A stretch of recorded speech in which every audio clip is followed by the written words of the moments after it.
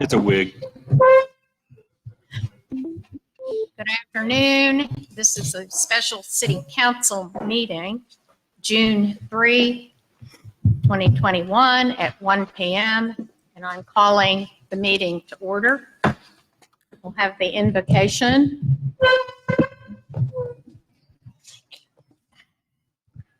Dear Father in heaven, we just ask that you'd be here with us today as we make some decisions about the city of Wood Creek. Father, we just ask that you'd be with each person who is making those decisions today. Thank you for each of the people that are here today. And we would just ask your blessing on the city of Wood Creek, on Hays County, and the state of Texas. Pray this in your name. Amen. And Councilmember Raskin, would you like to lead the pledge? I pledge allegiance to the flag of the United States of America and to the republic for which it stands, one nation, under God, indivisible, with liberty and justice for all. Honor the Texas flag. I pledge allegiance to thee, Texas, one faith, under God, one and indivisible. Thank you.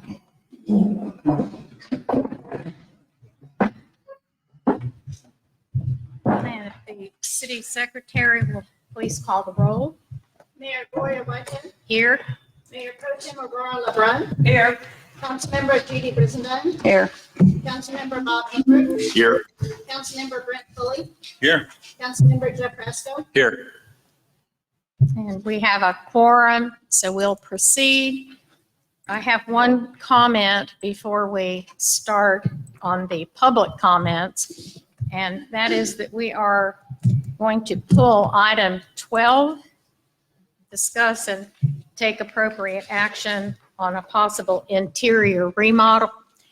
We feel that it's necessary that we have a deliberation before the public in a public hearing and as part of our budget, which will be starting in July. So we'll be bringing this up again. And I'm going to go to our public comments. And I have Ray Don Tilley, who would like to speak at the beginning of the meeting. Thank you, Mayor and council members. Good to see you all.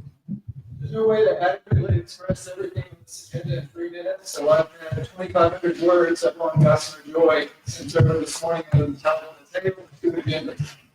With much to like, and much to table or dismiss. Here are the highlights. Resurfacing Wood Creek Drive. Nobody back here can hear. Okay, would you like to start over, Ray Don, so that they can hear? And if you'll speak closer to the microphone, can you hear me back there? Okay, well, we just need our We could hear you when you speakers. were. Thank you. There's no way to adequately address everything on this agenda in 3 minutes. So I've had 2,500 words up on Gossamer Joy since early this morning under the title, A Tale of Two Agendas. There is much to like and much to table or dismiss. Here are the highlights. Resurfacing Wood Creek Drive is welcome as step one in executing Capri's and Associates pavement plan. I commend the Citizen Emergency Management Advisory Committee report as a good start, which should meet in public going forward, as should each and every city, body, or subgroup. Council's unanimous adoption of the Parks and Recreation Master Plan came more than 2 years ago, so I'm grateful to the new board for giving some thought to 4 of the properties covered in this plan. For child safety zones, I support adoption by the city of Wood Creek of either the Kyle or New Braunfels ordinances presented. Were the council agenda of a more typical length, we might end right here in all pleasantness, but unfortunately the agenda continues. The lawsuit's court case is scheduled for October 25th. Its pleadings are not trivial. A judge has determined it should proceed, so proceed it should. The regular city council meeting time should be 5:45 in keeping with other councils around the county. Among budget amendments, how can there be a miscellaneous line item for $70,000? about 1/10 of our entire annual budget. Citizens deserve clear accounting. Council should demand it. For the code enforcement officer suggestion, I have made clear my commitment to law and order and the reasonable service to the community of professional, dedicated officers. Hayes County Sheriff's Office has us well covered.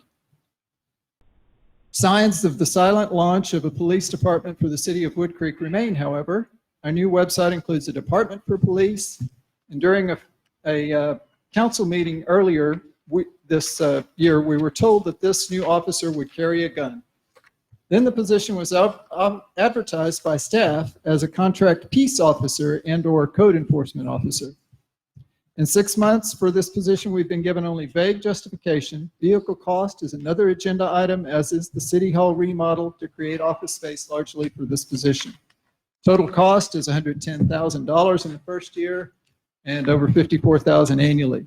Where is the cost benefit justification? What is the personnel management policy? Will there be diversity outreach? When was our evening town hall for the community to discuss this? Or is this not about building community by increasing education efforts, for example, but just about creating enforcement? What other options were explored as directed by council? And finally, a frightful possibility that has not been disavowed. Will this employee, by whatever title, be armed? These may not be welcome questions, but then neither are these, on the whole, welcome agendas. Thank you. Thank you. Donna Hector, who wants to speak on items 10 and 12 at the beginning of the meeting. And we have removed item 12, just as a reminder. Because I am very uncomfortable with the creation of a code enforcement officer. I really do not think our community needs somebody driving around checking on things. We have good neighbors. We have a city manager who has some of that in his contract. And also my taxes have gone up. And to pay somebody to drive around day in, day out to just check and see if we're obeying all the codes and ordinances seems to me an extreme waste of money, an infringement on our neighborhoods and our personal lives. I do not, and then to have an office plus a car maintenance over the years is just not appropriate use of our tax money. Thank you. Thank you. Now, Jane Little, you asked to speak on number 9 at the beginning of the meeting.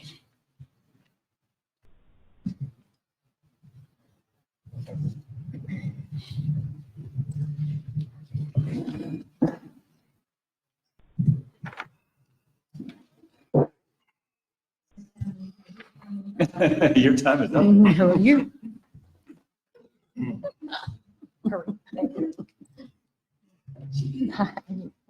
Thank you, Jane.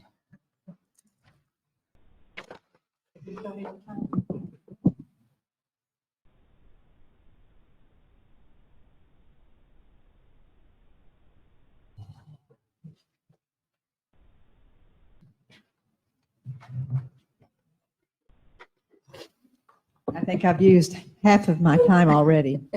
We've added that time back on. Over the last 2 weeks, Ruth Ann Gilbert and I have almost completed our lengthy list of to-dos for the South Side entry of Ranch Road 12. Today, we would like to publicly thank those who have helped us in this endeavor. I'm going to read their names. They were volunteers who came armed with their spades and shovels and pruners and bug spray. They are Denise and Randy Renter, Lynn and Danny Jones, Barb Rogers, Kara Wernley, and Phyllis Ergo. We also want to give a shout out to our city staff, Brenton, Linda, Maureen, who answered all our questions and came to our aid when we called. And last but not least, a thank you to Nan Simpson, the landscape architect who designed this space using native and drought-tolerant plants, many of which have survived. My hope is that each park space that the city owns and improves in the future can have a dedicated group of friends and neighbors who can be called on to help maintain and care for each space, a type of adopt-a-park model. This model has worked well in improving both the north side and now the south side of the Ranch Road 12 entry. As citizens and visitors arrive here in Wood Creek, we hope that they notice the improvement and feel a sense of pride in our city. Thank you. Thank you.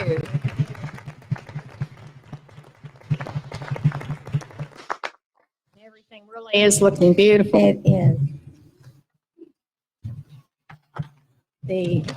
We have several others who would like to speak, but they're going to speak during the agenda item. We'll remember to call them at that time.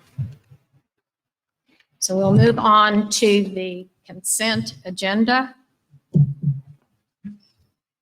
Items 1, 2, and 3, approval of financial statements for April, approval of city council meeting minutes from April 14, approval of city council meeting minutes from May 12, 21. I'd like to make the motion that we accept these as they are.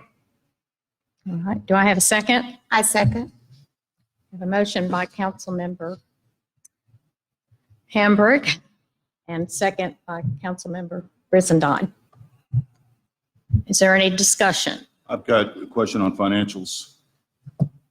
You're acknowledged. Thank you. If you take a look at 8,900, and I think it's already come up before, or at least came up in public comments, but what is that miscellaneous projects for 70,000? Councilmember Pulley, if you look at the budget document that was adopted by the council in October, for October 2020, it is an itemized list. There was the money for a radar sign. There was also money set aside in there for the 70,000 was for the comprehensive plan study. That's the 70,000. It's actually shown in the true budget document as shown in the financials part of our webpage. Okay, I mean, I'm looking at the budget amendment. Again, it just says Councilmember miscellaneous Pulley, 70,000. Councilmember Pulley, would you mind speaking closer to your mic? We're having trouble recording you and hearing you. Thank you. Got me now? Okay.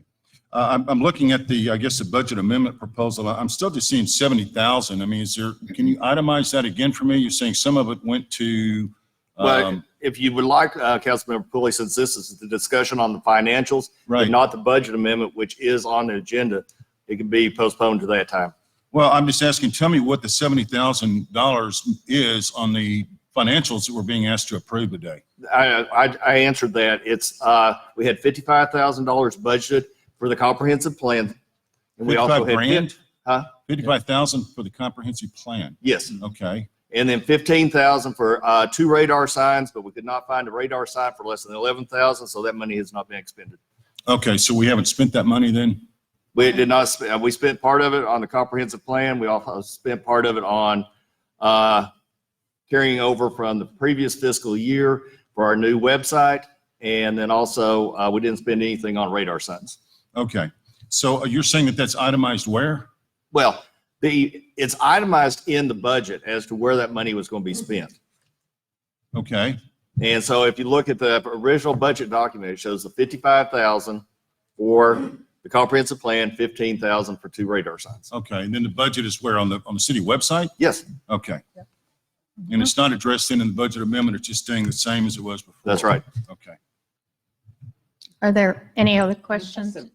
Discussion? Yeah, Councilmember I Rasko. have one question about it's actually the money from Fremont. You know, that was nice, nice little chunk of change. Yes. Sort of put us over the top. Mhm. Is that the end of that? I know that there was some discussion of possible additional funds from the government to help us. Oh, okay. From the pandemic where we had the actual located out here for people to come out and respite, that part is ended. There has been under that one act where there is money available, but we do not have anything that qualifies for that $375,000, whatever, that round figure, unless the city would like to go in and look at broadband for the city. because it addresses just certain things, and we don't So- have those facilities. So would we be considering that during budget? Yes. Okay, because I know we do have some citizens interested in the broadband issue. I won't bring it up. It's not on our agenda today, but I think that I just needed to know that that will be in our budget discussions. Yes. Is there any, Thank you. No, that's, I call the question. I'm sorry. I have that same item 4035, and I understand that this is a complete reimbursement. Mhm. And I do want to make a note, you that- speak into your microphone? I do want to make a note for those who may not know that this is getting reimbursement from FEMA to 100% of what is requested, as well as the speed in which it has been reimbursed. It's really, I would say, a little gold star for the city that we received such prompt reimbursement as well as complete reimbursement. And it was Yes. absolutely wonderful program for those first responders and law enforcement officers, many of whom were working very long hours and were too tired to go home. And they could come here and have a comfortable bed, a hot meal, a place to relax. And I do want to take a minute to thank Danny and his team, because even though he's very modest, I had the opportunity to come in and spend time with the first responders, and they were very grateful, and the food was wonderful. So I'm- thank you, Danny, to you and to the Camp Udare executives. Thank you. And I do want just to also mention that we had in excess of 20 volunteers. Is that? 36. 36. I'll let Judy speak on that then. Yes, we had 36 volunteers that covered the days, Monday through Friday, every week that we were out here, which was almost 3 months. They also delivered, those that came at the various hours, any hour, if I recall, and were admitted for any respite and food that they needed. But additionally, the volunteers went out to the physicians' offices around the Wimberley Wood Creek area and delivered meals. And also delivered the shut-ins. And also delivered shut-ins. That's correct. We all identified, those of us who were working on the project daily for those 3 months. Vicki Alvord deserves much credit for heading the actual filings for the documentation for the reimbursements, along with the other staff members, and did such a wonderful job on that. So we are kind of patting ourselves on the back a little bit about this, but I think it's more than overdue at this time. Thank you. Anyone else have any comments on this matter? Any questions? No, I'd like So to we call need the a vote. question. Yeah, we need a vote. All those, Yeah, Councilmember Judy Brizendine, Yes, Councilmember Bob Howard, Yes. Councilmember Brent Foley, Aye. Councilmember Jeff Pascal, aye. we have unanimous approval of the consent agenda. We'll move on to the regular agenda. Item 4, discuss and take appropriate action on a resolution opposing Councilmember Pulley's lawsuit and requesting immediate dismissal. Madam Mayor, I'd like to make a resolution or a motion that we accept the resolution opposing Councilmember Pulley's lawsuit and requesting immediate dismissal. I will second that motion. We have a motion and a second, and Councilmember LeBron, did you have discussion? Did you just wave at me? yes, but I think Councilmember We're- Roscoe. Oh, Raska, yes. Councilmember Raska. I speak against the motion and the resolution. The resolution is toothless. If it's approved, it doesn't require anything. It's basically a political ploy. The judge has ruled that there's merit to the case. I've seen and witnessed and been part of some of the things in the suit. It needs to go on, and I vote against the motion. May I be recognized? Yes. Councilmember LeBrun? Yeah, I would like to Speak speak for a few closer. moments. This is, Speak closer. okay, I would like to speak for a few moments. This is not an easy item to address. Much has been said, and that's the reason I wrote it. Much has been said on social media about this resolution. I feel the resolution expresses the concerns members of council, certainly mine, have regarding the lawsuit and its effect on council relationships, as well as the financial health of the city. As an attorney and a litigator, Councilmember Pulley is using the tools he's familiar with to resolve his issues with the city and Mayor Whitehead. I have suggested and hoped that the issues could be resolved through mediation, but that has not happened. I am trained in dispute resolution and have used the process in my personal and professional life to resolve conflicts, especially in cases when parties must continue a professional relationship. Whether because of the lawsuit or the underlying issues that had caused it, relationships with members of council are fractured.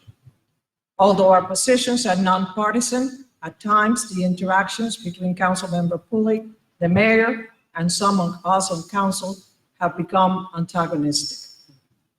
In some instances, Mr. Pulley has taken to social media and made comments that were hurtful and, in my opinion, harmful to our reputations.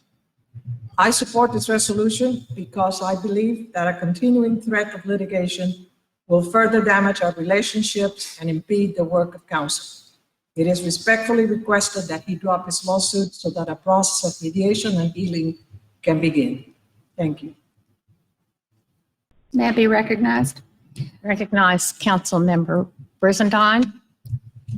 I support this resolution because the lawsuit was filed before I was even elected to this office. So it has been amended numerous times because of what Councilmember Pulley considers infractions on the new council, but he filed it against the old council. So I feel like I have a right to ask him to dismiss his charges against me personally. Also, because he is asking for monetary gain in this lawsuit, I feel like that is disruptive. He's cost over $14,000 to the city taxpayers already. And I too, like Councilmember LeBrun, feel that mediation would be in order. Thank you. Are there any? Bob? Councilmember Hambrick.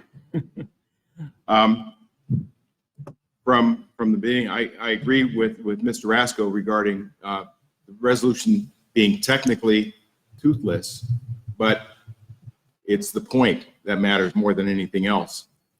For us to have to even spend time here doing this today is something that none of us really want to do. Rather, it seems that mediation would be a way that we could go forward and perhaps reach a real resolution that is good for all sides. Pretty much. Thank you. I'm sorry, Councilmember Pulley, but we cannot recognize you for comments on a matter that you have a financial interest. And I've been advised by attorneys that we cannot have you speak nor vote on this matter. Well, I don't intend to vote, and if you don't want to hear from me, that's fine. But if anybody wants to talk to me or ask me I about said that this, you have I'm not always been available. So recognized, Councilmember Pulley. I'm going to At put this my time, cards over here. If you want to talk to me, my you business have card not is been over here. Thank you. recognized, Councilmember Point Pulley. of order, please. Do you want to speak, Councilmember Rasko? Nobody wants this lawsuit. Nobody wants it to go forward. I've spoken to people on both sides. And, you know, it's funny because both sides say, yeah, let's get to the mediators. And then they say, no, the other one's not listening. You know, there's something off. And I truly believe that Councilmember Pulley would like to get this thing settled as much as everybody else. But, you know, when asked to, I mean, from what I understand, he's actually given the names of mediators to the city attorney, you know, for approval. And it doesn't, if it doesn't go anywhere, I don't know why, but it's not. And I just, you know, I'm sitting here in the middle trying to say, listen, I don't want to be sued either. I would like for people that sit around the table and say, you know, hey, you know what, if things were done improperly before, you know, we're sorry. You know, we truly apologize to the citizens of Wood Creek. Those things happen. We're taking these specific steps to make sure they don't continue to happen, that we are an open, transparent governmental body. And I think that's what this whole thing is about. And you know, this resolution just is a way of saying, okay, well, you know, please dismiss. Why don't you just ask them? And I mean, why does it need a resolution? You know, for you know, sit down and say, hey, Councilmember Pulley, Brent, can we sit down and have a heart-to-heart on this? And I just, it frustrates me that hasn't happened. Is there any other discussion? We'll call the question. Councilmember Rasko, Nay. Councilmember Amber, Yes. Councilmember Brisendine, Yes. Mayor Pro Tem LeBrun, Yes. For the record, I'm abstaining. Thank you. We have one abstention, 1 nay, 3 ayes. The motion to accept the resolution passes. We'll move on to item 5. This is to discuss and take appropriate action on a resolution of the City of Wood Creek, Texas, changing the regular city council meeting time and location. I have a point of order on that. The agenda doesn't specify which resolution that we're actually amending. So I would ask that that be specified either by the chair or during our discussion. The resolution is in the packet. It was prepared by our attorneys, and No, the resolution you're You amending have- is not you in the have no packet. merit You have on the- this the item. new one. We What are I want to moving know is what forward. resolution are we amending today? Do I have a motion? I have a point of order on the floor, ma'am. I just overruled your Okay, well then motion. I'd like We to need pull a the council. motion. I, I'd like and a to pull the second to- council because I to want to have know discussion. what are we actually amending today? Councilmember Pulley, we need a motion on the Robert Rules of Order. We need a motion and a second, and then begin discussion. and then Okay. we, yeah. So let As long us, as my let us point of go order through will the be process. discussed, that's all I'm asking, is just discuss the point of order. Do I have a motion on item 5? Madam Mayor, I'd like to make a resolution, make a motion that we accept this resolution changing our to the regular city council meeting time and location, specifically the second Wednesday of every month at 2:00. A second. We have a motion by Councilmember Hambrick. We have a second by Mayor Pro Tem LeBrun. And now we are open for discussion. Still have a point of order on the floor, ma'am. Which resolution are we amending? Ordinance. The actual resolution was adopted, changing the meeting time, would have been resolution 2019, 1212-3.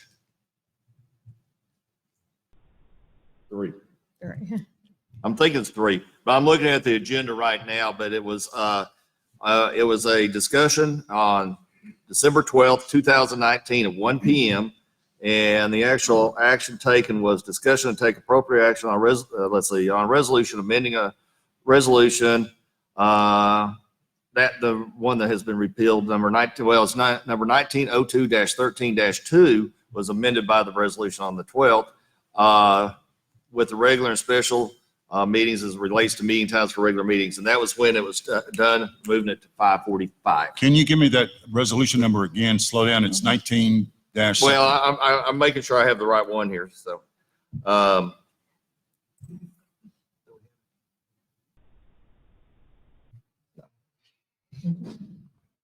So I have one, just a comment that I'll start, and then I want, of course, to have, I don't have an answer yet, I don't think, to the point well, of we'll order. get you that answer. So let's move on. And I do want to make one quick comment, and then I would like to take discussion. And Manager, would you please be certain that you provide the information to Councilmember Pulley? Could you email that to me? But as soon as I can find it, I can email it to you Okay, too. thank you. So So I just want to make a comment to the citizens. We are still in the pandemic. We have not been, by the governor's orders, the pandemic orders, many of them still are in place. We know that we do not and cannot demand or require masks in our city property. However, Camp Young Judea has a choice as to how they would like to handle the mask requirements. They have handled that by saying masks are required if, in fact, you are unable to social distance. Where the governor has opened much of the state, businesses, and we have opened City Hall to open hours still again with some precautions, with a request at least that people attempt to social distance when in meetings in the City Hall. Because we're still in a pandemic, we are unable, it is impossible, and we are unable to meet at our very limited capacity City Hall for council meetings. If this many people, and we're thrilled to see people out again and attending our meetings, but it would be totally impossible to open the doors to you to attend a city council meeting at City Hall under our current circumstances. The reason for this resolution, which for certain would not be forever, but it takes care of the issue of us being able to go back to regular council meetings rather than special council meetings, which does make a lot of difference in a number of different decision-making. It affects quorums, it affects activities that are back to normal, so we can have regular meetings. We have been so fortunate to have this facility. We have microphones, we're on video, we are being streamed live for all of our community to participate. So rather than limiting the attendance and possibilities, as it's been said, we're actually increasing the capability of having citizens attend our meetings. The reason for the daytime, very simply, this facility is provided to us free of charge. If we wanted 5:45 or 6 in this facility, we would not have staff that would not have to be paid extra, and the staff of the CYJ would have to provide for our needs at extra cost. So this is a step, ladies and gentlemen, a step to opening our meetings, to opening our city, and to a beginning of hopefully the end of pandemic issues.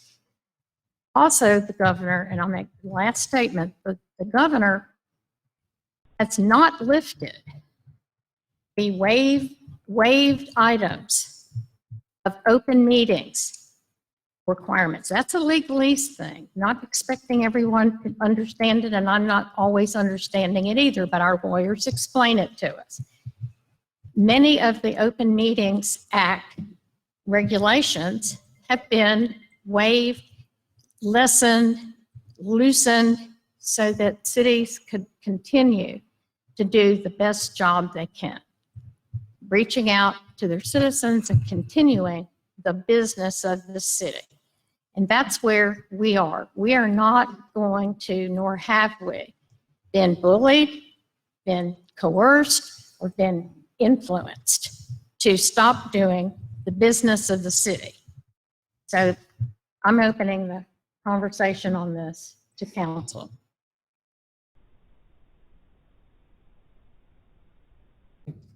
Yes, Councilmember Bradshaw. Just trying to keep my streak alive. I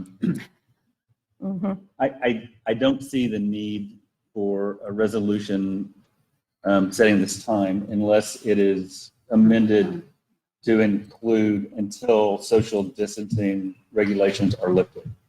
I like it here. I mean, it's great. I don't like it at 1 o'clock or 2 o'clock. I do think that we are leaving out a large number of our citizens who, they can't be here either online on the camera or in person. And I'd like to know some stats on how many people actually go in and look at the videos post-meeting. But I think we lose the immediacy of the conversation. We've also set regulations so that if they have written comments because they can't be here, they're not read into the record, they're just posted to the website. So we're doing a very good job of shutting off a large number of our population, and I just think it's bad policy. May I be recognized? Yes.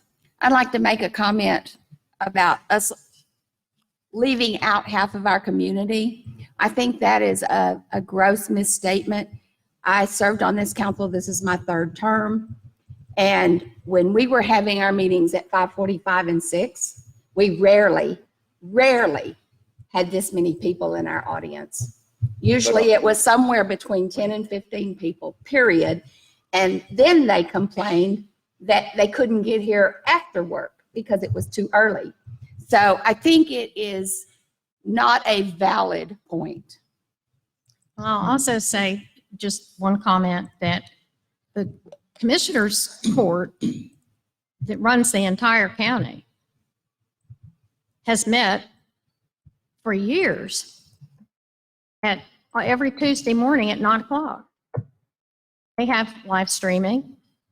They have opportunities for comments. They do not read into the record, nor is that ever required, public comments. That seems to be something that, because I was nice and did during pandemic, that now you took it away. Well, that isn't true, but we'll just go on. The Commissioner's Court can manage to do all of the business of the county. So we can't do the business at 2 o'clock on a business day in a free facility that isn't open at night. So that's my comment. And Mayor, can I interject? yes, I'd like you to recollect a conversation that we had when talking about this very thing, and said, well, yeah, to make our meetings more accessible to everybody, we could shift times around. We could have some in the evening, we could have some in the day, we could even have childcare. For Yes. that came from your mouth. yes, it did. But And we were not in a working. pandemic when you and I spoke about that. And we have, You in can't blame fact, everything on the pandemic. no one is trying to blame him everything. I'm blaming the very issues that are relevant. That's what I'm blaming. And we talked about that. There isn't any doubt. But how about the fact that we just had a golf club meeting, 2 weeks ago, with parks and the emergency people at 6 o'clock, and they came to the golf club at night. We're trying to find and locate ways. We cannot have an official regular meeting of the city council under that circumstance yet. Maybe you can figure out a way to come back. And those who oppose can come back with some ideas have one. Yes. More town halls, more public, more golf course community involvement where they have a chance to come when they can be there, say what's on their mind. If they can't come to the business end of the meeting, then give them more opportunities to speak. Absolutely. There's never been any argument against having more town hall or more meetings at the golf course, if that's open to us. But that isn't an official council meeting that we have to meet all the requirements. Well, Yeah, you were of asking that, so. for compromise, so I was trying to. I think it's a good idea. I think it's a good idea. Are there any other comments? Councilmember Pulley. Yes, I've got several comments. Number one, I still don't understand why we're having these at 2 o'clock in the middle of the day. And you mentioned that the county commissioners start at 9 o'clock. Well, but sometimes they go to 10 o'clock, 10 or 11 o'clock at night. They have lengthy agendas that take a lot of time. So that's why they start early. I don't see us having that problem. We managed to meet previously at 6:30 at night, and then we did change that to 5:45. And the one person that voted against that was Aurora, because you were concerned about working folks, about trying to get to the meeting. So I would think we'd have the same problems with the 2 p.m. start time that some people had with a 5:45 p.m. start time. I think it's in the middle of the day. It's hard for working folks. It's hard for me. I mean, I came within a few hours of not being able to be here because of work conflicts. Jeff still works. You know, he had a change of something today so he could be here.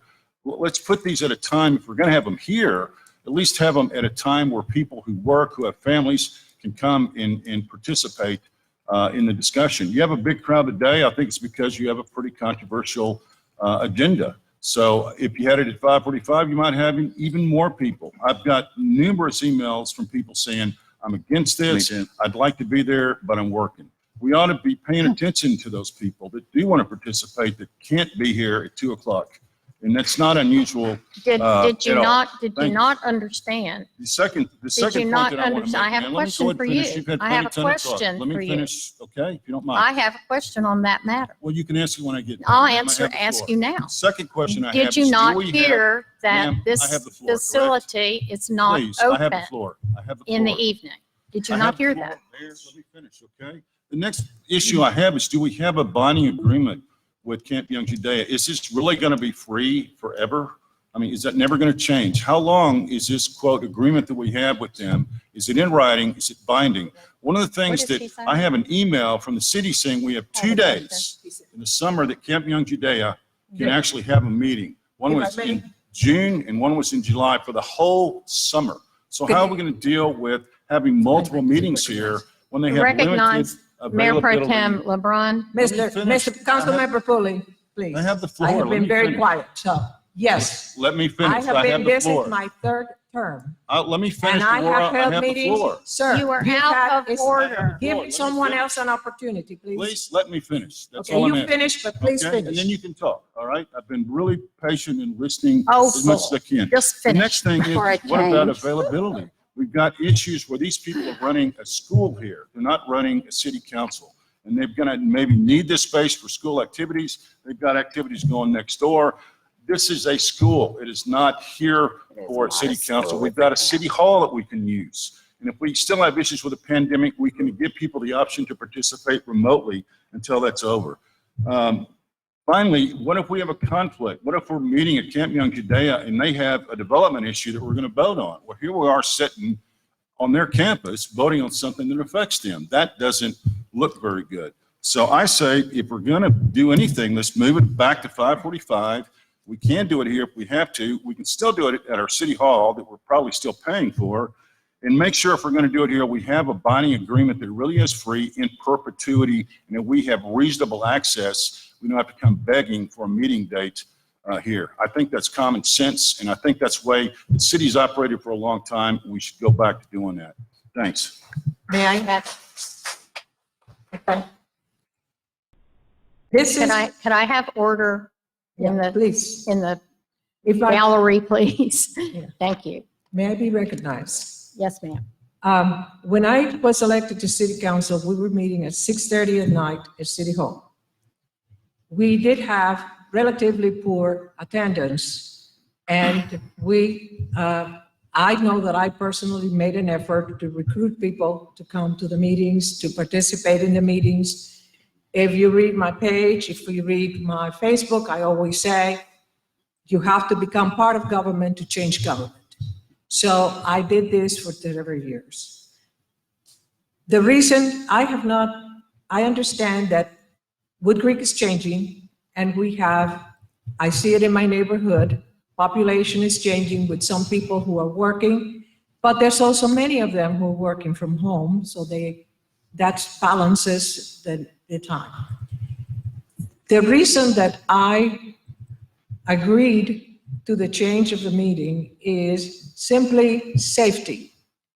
If we were to hold these meetings in City Hall, first of all, under the governor's order, we cannot require that people be masked because he has been very clear in his order that no public entity, including municipalities, may require masking on their premises.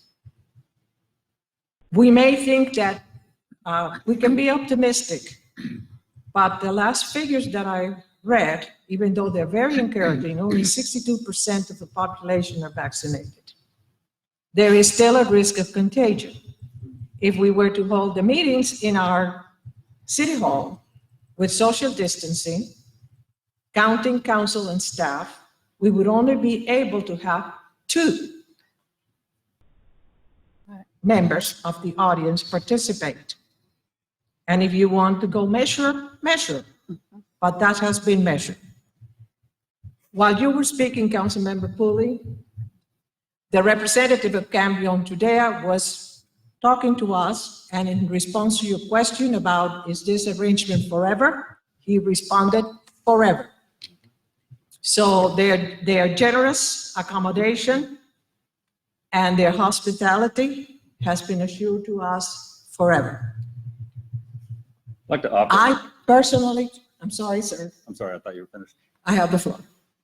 I personally do not want, I'm glad you're entertained, Chris.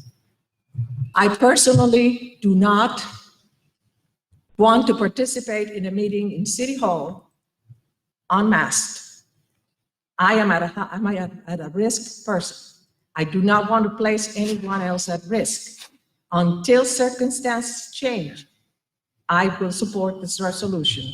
And the reason a resolution is needed is because the time and place of city council meetings are part of the code of ordinances, and they may not be changed without either an amendment to the ordinance or a resolution, which is a temporary measure, while an amendment is a permanent measure. That's why it's a resolution, to address the code of ordinances in a temporary measure. Thank you, Madam Chair. Thank you I'd like very to much. Offer an amendment. Okay. We have a motion We and a have a second on the motion floor. and a second. I'd like to offer an amendment to the motion. Well, will a friendly amendment? Yeah. Will you accept a friendly amendment? I would say depending on what the amendment is. It's friendly. That's characterized as Well, friendly, he's gonna but, try to put conditions on it. but I'd like to know Can what I it is offer- before I know actually. Okay, it doesn't have, I can offer the amendment and die for a second. All I'm asking is that in section 1, to include wording where it says beginning with the meeting to be held on August 11th, 2021, and until social distancing measures are lifted, the regular meeting, et cetera, et cetera. So a sunset, basically. Yes. We have no idea how long that would be. And we Right. may, in fact, want to do something even sooner if we had another location. So it's painless. So So it could also be readdressed. it can It be can be readdressed. You want to call the question? I have a couple of Yeah. questions, Yeah. if you don't mind. Can I be recognized? Yes, sir. Thank you. First of all, Aurora, you said that you agreed to this. When did you agree to do this? Because we're supposed to be agreeing today. When did you agree to make this change? You just said that you'd already agreed to do this. We're supposed to be agreeing right now. What is he Did you talking agree about? before this meeting? What are you talking about? She said, I Who agreed said- to this, to make this change. When did you agree to make the change? Would agree to what? This minute, she just I was just saying. said Oh, it. so you just now I decided agree today. today? If you're Okay. trying to say that I held a secret meeting while I smoked a Cuban cigar with Yeah. the door closed, no, sir, I did not. If you got cigars, break them out. That's all I can say. I agree. Let me, another thing is that I Please. understand that there's a handshake deal that this is forever. Is that right? An oral agreement, this is going to be forever, that we're going to be able to meet here? A resolution is a temporary change to the code of ordinance. No, the question is, do we have a document that says we have access to this place forever? Okay, I call the question.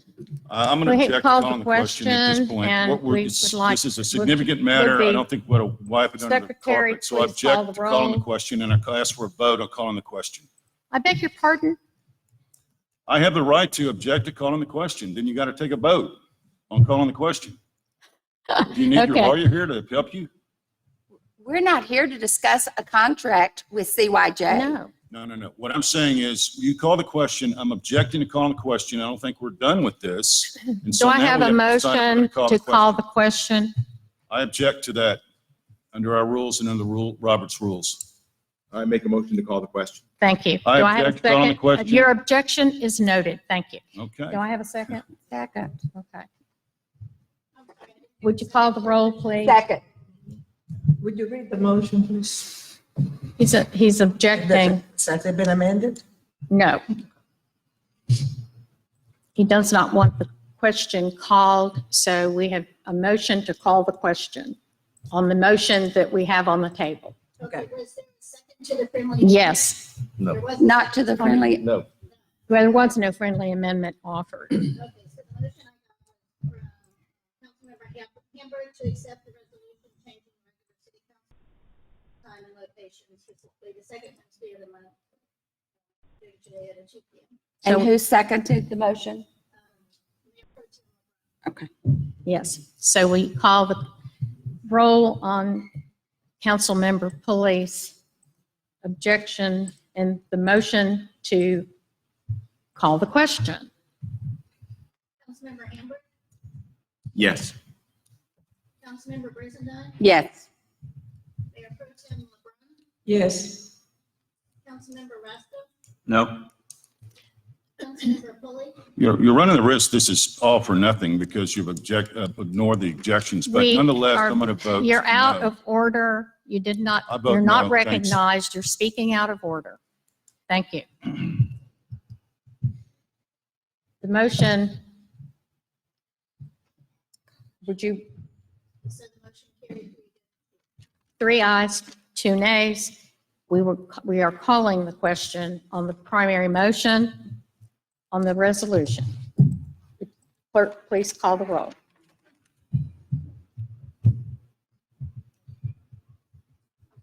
City Secretary, please call the roll on the I primary vote we just call the motion. roll. Excuse She me, just called it. for He the just vote. did. We haven't voted on the primary. Oh, I'm sorry, I misunderstood. I read the primary motion. Now, We'll read it back. Okay. So the primary motion was to accept the resolution. Patient, specifically the second Wednesday of the month, 2 p.m. That one was one that. That's Councilmember Hamburg and Seconded by- Brizendine, second. Or, excuse me, LeBrun, second. So, Secretary, call the roll. so what did we call the roll on before? We called the roll on Brent Pulley's objection to us proceeding Okay, on the primary motion. okay, I And misunderstood. that was defeated 3-2. And now we're on the primary motion to pass this resolution. Okay. So, City Secretary, you'll call the roll. Yes. Councilmember Brizendine, Yes. Mayor Pro Tem LeBrun, Yes. Councilmember Rasko, No. So motion. Go I ahead. haven't voted yet. Go ahead. No. Motion carries 3-2. So we will move on to item 6, and this is to discuss and take appropriate action on the city engineer's scope of work for the Wood Creek Drive. And do we have our, We have him here, so. would you do the introductions, please? You just go ahead and introduce yourself again. I'm going, my mind's gone. Ryan Bell with Cape Reason Associates. Yeah, a little bit closer to the mic. Or tilt it up. Yeah, Ryan Bell with Cape Reason Yes. Associates. Yes. much better. Thanks. And basically, you do have the proposed scope of work for the repair of Wood Creek Drive before you. And Ryan's here to answer any questions. You said repair. Well, whatever it is, yeah. This does not say repair. Okay, well, It says basically- construct. Construct, yes. So just. And that is what we're doing, right? Construction. Yes. Okay. Overlay. I have no questions. I think they were all answered in your original presentation. So do I have a motion? I make a motion that we accept K-Freeze to go out for bid. I second. So I have a motion by Councilmember Britzendine, second by Mayor Pro Tem LeBrun. Is there discussion? I just have a question. If I may. Councilmember Brasco? The last time you were here and we spoke, we talked a little bit about traffic calming and on Wood Creek, and it's so incredibly important on Wood Creek Drive just because it's so high volume. And I just wanted to reiterate our desire to see some pretty strict measures to slow down the traffic on Wood Creek, and especially like taking a look at, we talked about perhaps like on the two golf cart crossings, that they could in fact be raised and made very attractive, but raised a little bit and turned into something, a speed hump, but also a safety feature for the golfers in their carts. Similar somewhat to what like Wood Creek downtown, Wimberley downtown has, but maybe raised a little bit more to draw a little bit more attention to it. So just as part of the scoping, maybe give some thought to that and work that into the bid process. That is not included in your scope of work currently. That's correct. And so we would have to have some sort of bid before that could be approved. But my motion is to proceed with bidding on the project presented to us. Yes. Is there any other discussion? Councilmember Hambert? This is a process that's been going on now for several months. Last Years. month, we basically we're not technically behind, but we're 30 days further than we were before. One of the things that this city council has done historically has been to try to go forward with new roads, with something, with whichever road they wanted to do. The last was Brook Hollow, of course, but there were other roads as well that were considered, and nothing really happened for several years. I think that we should go forward with exactly what we have here and get this road done, built, completed, so that we can go on to some of the other roads that other folks also live on, because there are other roads, we all admit, that need to be dealt with as well. But let's get this one done so that we can go forward with some of the rest of them. Is there any other? Councilmember Pulley?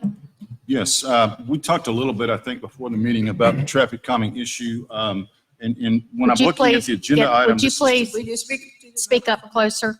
We can't hear when I'm you. looking at the agenda item, it looks like it's talking about take appropriate action with regard to your scope of work. So I guess I have a procedural question. Can we add to the scope of work and include the issue of traffic calming devices since we are approving his scope of work? Can we change that? If you do change the scope of work, they would have to come back with a new proposal, which would push it down another 30 days. Well, they're not building any traffic calming devices. It would just be in the supervisory scope of work that they're defining here in this document, right? I will go back to what Councilmember Rasco was commenting about the raised golf cart crossings. Then they would have to look at it would have to be engineered to see how it would actually affect the drainage in that area for where those crossings are. You're talking about putting a brick crossway, crosswalk for the golf cart on Wood Creek Drive. Well, And you need an my- engineering study? He's an engineer, man. Well, I mean, but come to the right what I heard place, was right? a raised area, which I know that in their design, they're going to keep it exactly the same way it is, just, making sure there's no problems with any type of drainage. I might have been speaking out of turn, but go ahead. If I can make a suggestion, I think in the menu of traffic calming alternatives,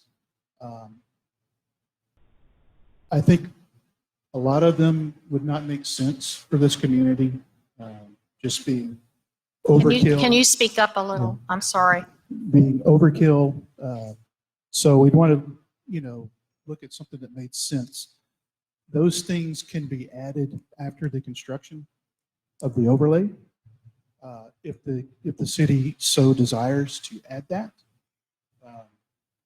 I would caution, there's to deliberate that carefully before you do it. Have some data behind it. I have not been able to see data that points to that. I know that there is some discomfort with the data that's been provided. So also you'd want to talk to the first responder community before introducing those things, and probably to the community as a whole. But I mean, it certainly could be added.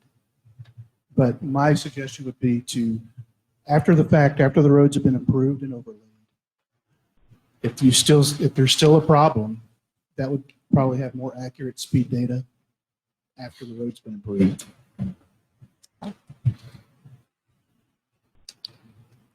Councilmember Pulley? Yes. Well, I hate for you to say it doesn't make sense. I think the folks that live on Wood Creek Drive would certainly say it makes sense. I think the folks that live on Brook Hollow would say this type of thing makes sense. And I think that's a policy decision, not necessarily an engineering decision. I'm just saying, can we define the scope of work to include that in your scope of work in this proposal? I'm happy to amend the scope any way the council decides. One of the items that I know that you have, I'm sorry, may be recognized. On item 6, on the budget summary, and you look at design and bid phase, and you have an item 3, this is tiny, that talks about traffic control narrative. Would that address some of Councilmember Pulley's concerns? It's during construction. What does that mean? That is a narrative to the contractor to give him specific instructions on how to manage traffic while he's out there working. So that's a temporary narrative, not a permanent traffic calming. I also know that this work, what you're presenting today follows the assessment that you presented a few weeks ago, a few months ago on the pavement assessment and the priority did. I understand where are we? And if I may be inappropriate because this is not the agenda item, but I know that you have also been looking at traffic, particularly speeding issues as part of the studies that you're conducting for the city. Could you? We did look at speed data that we got from staff. I believe they came from the radar signs out there. And we looked at that. What we found, what's typically used when we make these decisions is called the 85th percentile speed, the speed at which 85% of the cars are traveling at or below. And what we saw out there was 26 miles an hour or so from the data that we saw. Okay. And No, and we looked at crash history. We didn't see any excessive crash history, or really, I don't think there was any at all out there. So when looking for data, I just didn't see any other data thank you. to support that. Are you? So What you're saying is that based on the study, the comprehensive study that the engineers did, it did not validate any kind of speed humps. Generally correct. The comprehensive study, I don't think we did we did a pavement assessment study. That was a pavement condition only. What I'm talking about, what we did was just on the side looking at the data that we got sent. Okay, another question I have is could in fact during this construction phase we put down the bumps that you hit? Could that be incorporated possibly? It could possibly be incorporated. You would do that after the overlay anyway. That's what I thought. So Anything would have to be after construction, right? that's right, unless you are just entirely rebuilding the street and adding curbs and traffic islands and, you know, the big measures like that, which is what I was referring to with the appropriateness. I'll be finished in a minute. On the item of traffic calming, one of the things that I'm concerned is that nothing be built that is going to impede access to school buses or emergency vehicles. And the other thing too is that I would like to, maybe it is time for us to have you back and talk about what you have found from the readings, from the systems that have been measuring speed now for several months. Madam Chair? Yeah. So we can put that on calendar. What I didn't hear you. What'd you Councilmember say? LeBrun is asking, and we can certainly, I believe, agree that we're asking Jake Brees to compile the speed and the report in a format, a formal report on the issues of your review from our radar machines and the data, so that we could look at that and have it on the calendar for a review. That's not part of the scope of this particular item today. No. That's right. If we could do that.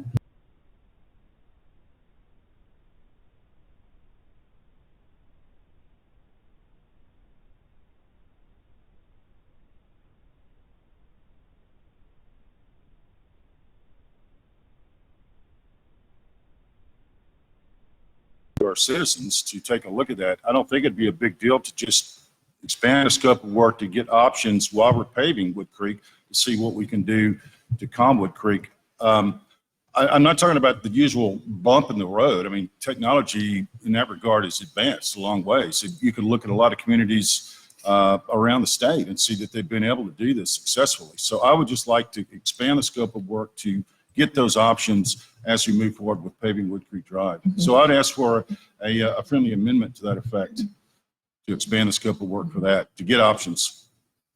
I'm not willing to amend my motion. However, I would like to say that the Roads and Streets Committee previously looked into all those options, and we have a list of those that we had wanted to present, and the council did not want to recognize us. Therefore, they got turned down. But I would be happy for Councilmember LeBrun and I, since both of us have served on a Roads and Streets Committee, to maybe meet with the engineers and discuss those options. But we could move forward with the proposal. Yeah, and in a follow-up of that, we have been having these, we had been working on this for, seems like years. It is years. And a county commissioner has also presented to us options that do not involve the actual construction of humps or bumps. Mm-hmm. And we have also worked with the Wimberley Independent School District and with EMS and the fire department to get their input into what type of traffic calming devices would be the best for them to perform their services. And so all of that has been documented, and none of them require the building of the concrete bumps, which deteriorate with time. Also, they provide options that are movable, and you can address move the bumps to address situations in different parts of the city. So this is just what I would like to, I think this is a good idea. If we can do that and then come back in July and we can work together and present to council. I'd like to call the question on my motion, please. Yes, we'll call the question. Will any other city secretary, will you please call the vote? Councilmember Brisendine, Aye. Mayor Pro Tem LeBrun, Aye. Councilmember Resco, Aye. Councilmember Pulley, I'm going to abstain. I still don't have a straight answer on the traffic calming, so abstaining, I'm sorry, did you say abstain? Yes. Abstain. abstain. Councilmember Hambrick, Yes. The motion carries, 2 abstentions, 3, I'm sorry. No, I voted on. Oh, did you? I'm sorry. 1 abstention, 4 ayes. Motion carries. Thank you very much for all your work.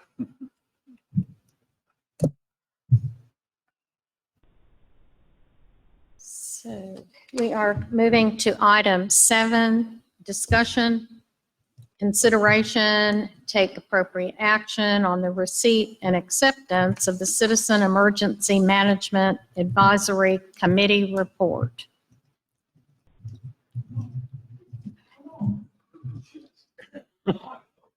Would you all like, Come on, to- guys. would you like to come up? Jack yes, Jack Bose, do you want to speak on this now? Or are you going to speak on something else as well? No, this be fine. Okay, well, let me just introduce you. Let me just, for the record, say that Jack Bose and Pat Rawlings and Nancy Brittner was on, she's not here, but she was one of the 3rd member of the appointed Citizen Emergency Management Advisory Committee. And after our snowvid and issues with the big Texas freeze, the council appointed this committee, and they had a charge to look into the utility issues with our utility providers, and to look into communications, and to look into and visit on citizen preparedness. So they have produced, they had a 60 days that we asked them to come back, and they met that very well. And they have actually done a beautiful job on the Citizens Emergency Advisory Committee report. I know they have made copies, and y'all have the opportunity to get a copy of that.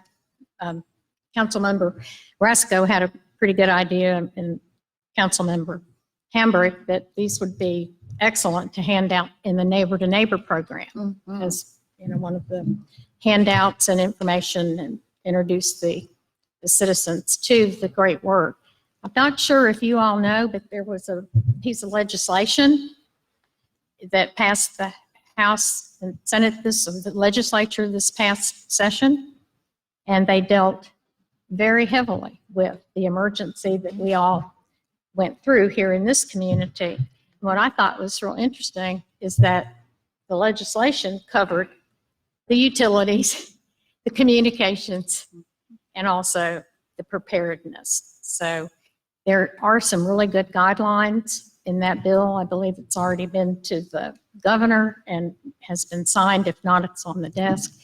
But it does outline and suggest many of the conclusions that you all actually presented. Enhanced communications with the citizens on blackouts and rolling blackouts, utility generators and generation, backup systems, and preparedness. So you have the. Well, let me just say, there's 3 of us. This would have never occurred if it had been open meetings. I applaud you for allowing us to do the way we did it. If it had been an open meeting, we'd still be arguing about the table of contents. We had so many meetings that all 3 of us had to be part of. Not only that, the people that we talked to, outside consultants, outside water companies, they've never been part of anything with respect to an open meeting. So sometimes, and I'll just put it hard, but sometimes open meetings trumps just common sense. So I think this was an opportunity that gave us the opportunity to really dig into the subject and move about with the companies. Aqua particularly, after they realized we weren't going to slam them, we broke the ice with them, and they were very, very cooperative. They gave us proprietary data that I'm not going to talk about, but I'm very encouraged with what the plans are for them in the future. What I'm talking about the Aqua system, when I first got on this committee, I had the desire to kick them in the ass just like half the city wants to do. But after digging into this thing over 2 months and off, I realized I was going barking up the wrong tree, because we found information that we weren't really privileged to know. The system is broken down into 6 components, basically: the tower, 2 water wells, the waste treatment facility, lift stations, and a distribution and collection system.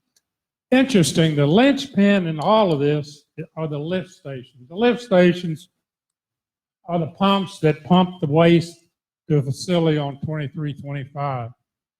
Within the Aqua system, there are 23 lift stations. Let me also say, the Aqua system is a 2-part system. We have one in Wood Creek that's totally separated from the one in Wood Creek North. There's no sharing of the water system. There's a sharing of the waste system.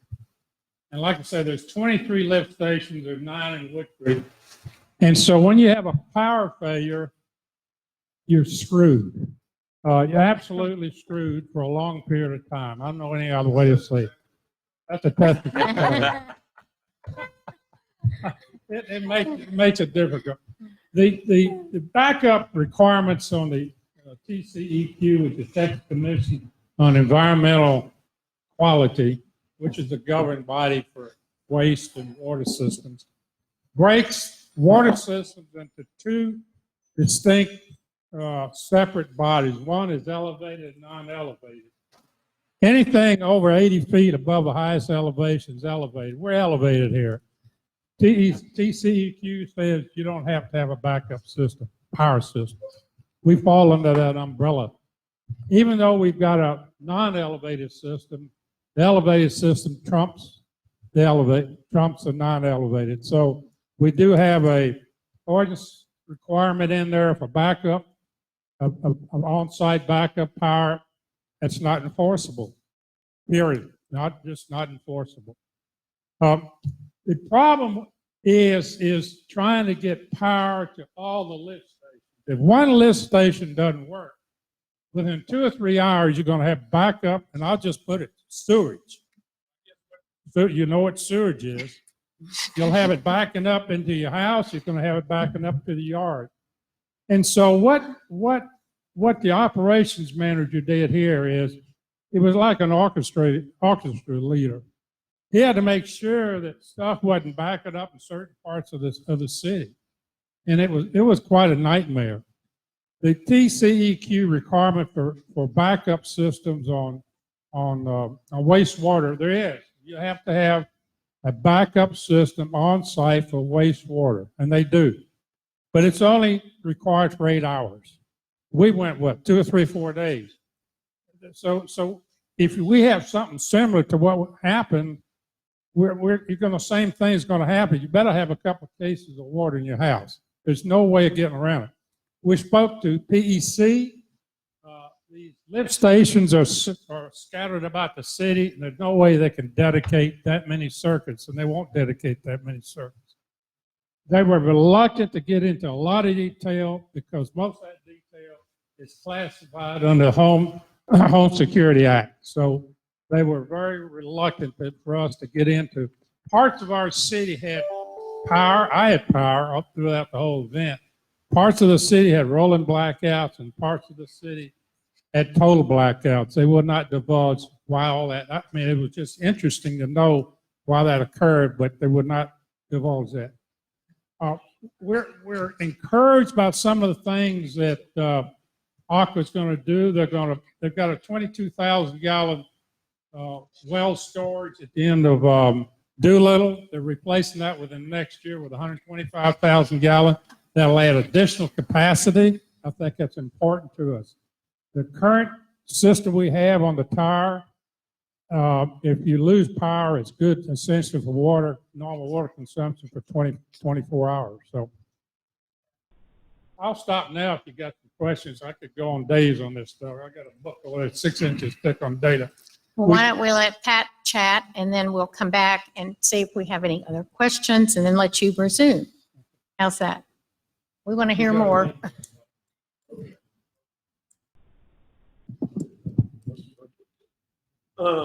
If you look on page 26, we specifically had some recommendations that we made to the city.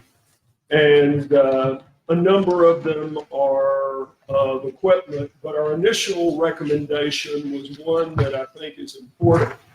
And that is that we urge the mayor and the council to appoint Brenton Lewis as the emergency management coordinator instead of us having to go through Hayes County to get to the state.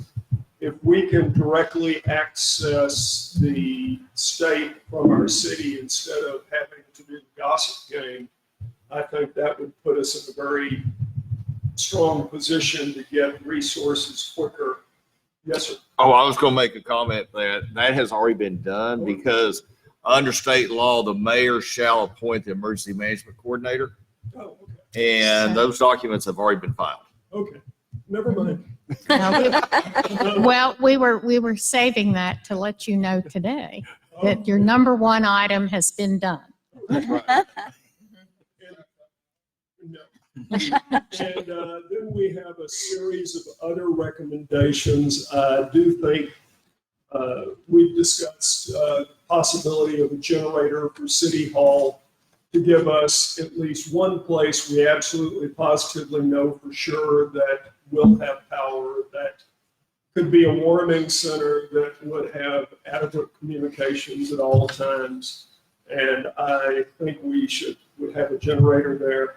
I think the recommendation for the citywide sirens and communication system is something that our city is very well sized to use. A lot of cities would have to have multiple ones, but our city could have one of these things plopped in the middle and it would serve the whole city. And, it would help us in a lot of situations with as many severe storms as we've had recently. There have been some close calls with tornadoes in neighboring cities and stuff. And if we had a tornado near us, if we had a siren going off, it would be very helpful. Let's see. And then there are a number of other recommendations there that as you go down, I think they're good ideas. But I don't want to go through every one of them. I know you have a very long agenda. Thank you. Let me just say one thing. I just enjoy this water stuff. We stumbled across this item, and I'm not sure how it came up. We talked about the water leakage in our system. It runs between 20 and 22%. The big culprit in this item, unbelievable, is the water meters. Over a 10-year period, a water meter would decay about 5%. Over a 20-year period, it's 10%. And there's a bunch of 20-year-old water meters. All these are mechanical devices. And also, it's interesting, they're designed, they cannot read high. And I'll say that again, they cannot read high. They degrade low. So assuming that and then to replace them, $900 per meter. So Aqua's not going to replace them unless they really get bad and on the low side. So the bottom line is conservatively, Our water meters are probably about 5% low. And so if you take 20% water leakage, subtract 5, you're at 15%. That's pretty good. If you take 22% and reduce it by 5, you're at 17%. So I don't think we really have a severe water leakage as some other people would imply. A brand new water system is going to leak about 8 or 9%. So, you know, it's nice to get down to that level, but we've got such an old system that we won't get down there. But being in the teens puts us I think, in pretty good stead with other cities. Can I make one more? Certainly. In regards to the Open Meetings Act, I concur with Jack that we got a lot more accomplished than if we'd had to operate under those circumstances. But being aware that there was concern on behalf of a number of our citizens, we went out of our way to absorb as many comments from various sources as we could. We poured over social media. We listened to comments, and you know, there's some comments you don't want, but there were a lot of good ones as well. We had comments emailed to us, and so we worked very hard to try to listen as much as possible to the city as we could. And were you also able to reach out to some of the former mayors and some of the others that we had put in our charge to you? Excellent. So why don't you all stay there a second? I'm going to do a little bit of the business, and that's to read the item and see if I have a motion, and then we'll have some more discussion. You got one. Oh, I'd like to. okay, yeah. So we're going to do item 7, discussion, consideration, and take appropriate action on the receipt and acceptance of the Citizen Emergency Management Advisory Committee report. And I will entertain a motion. Councilmember Rasco has asked I'm eager to make a motion on this. You're recognized. Thank you. Yes, I move that we accept the report of the Citizen Emergency Management Advisory Committee and respond as quickly as possible to their recommendations. And do I have a second?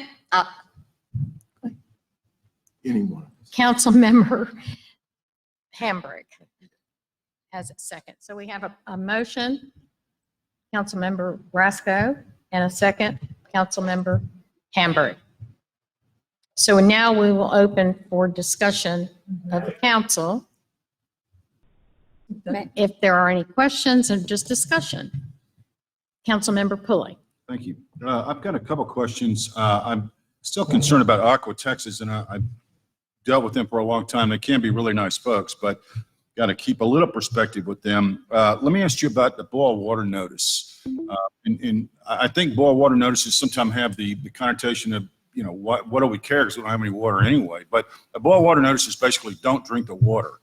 And my concern was it seemed to take Aqua a long time to actually issue a don't drink the water notice. I'm looking at your timeline that's on, I think, page 15 or page 5 of your report, page 35 in our packet, and 34. Looks like there was a loss of water on February 17. And then there was a note in your timeline, and I'll let you catch up, Pat, real quick. And I want to. Oh, okay, good, all righty. And then it looks like there was a possible boil water notice or don't drink the water that was, I guess, considered on the 18th. I can't tell when the official don't drink the water notice came out. And is there any way to get them to issue that sooner? Because it seemed like we were one of the last ones to come Here's up how with it's a complicated situation. The TCEQ requires if you drop below 20 PSI, you have 24 hours to notify the public. maximum, right? Yes, maximum. The problem you run into is if you drop and I ask this question, and it's a judgment call. You could lose the pressure and instantaneously call for boiling water. In another second, the water comes back on. Right. It's a real difficult situation when to call it. I talked to 5 different water companies, and they all had the same situation, same problem that we have here. When do you issue that boiling water? And it's a dilemma. If you issued it too soon, you get comments, which I saw, my God, I don't have any water, and it's ridiculous to tell me to boil my water when I don't have any water. They like to issue the boiling water within a certain few hours of when the water comes back on. It's really a judgment call. It's nothing hard and fast. TCEQ says you got to do it within 24 hours. So actually you can lose water below 20 PSI for 24 hours. And then, at the 23rd hour, they say, boil your water, even though, you've gotten trickling of water coming out. It's not as defined, in my opinion, it should be, quite frankly. It's a problem. But I talked to other water companies, and they had the same issue. And it's amazing. They showed me comments by the citizens, and it looked like the same citizens had written to all these different 5 places because there's a similarity. I mean, obviously it wasn't the same citizen doing it, but it was the same thing. They blasted the mayor, they blasted the city managers, they blasted everybody. So the ones that I saw in real time of complaints here just mirrored what I saw on the other water systems. So it's human nature. Jack, my question was, are we going to do anything with regard to Aqua and their timing with regard to telling people the water might be contaminated? Or is it going to stay the same? Can I address that, please? That's probably, Okay. Councilmember Pulley, number one, the email blast that went out that said there may be a boil water notice issued, that actually came from city staff. Okay. So we never got anything from Aqua. Well, we did get something from Aqua, and they did their own, and it wasn't included in here, and we can go back, but where there was an email notification that went out. I know. That's what I'm talking about on the 17th, right? It went out after the 18th. city issued theirs. Okay.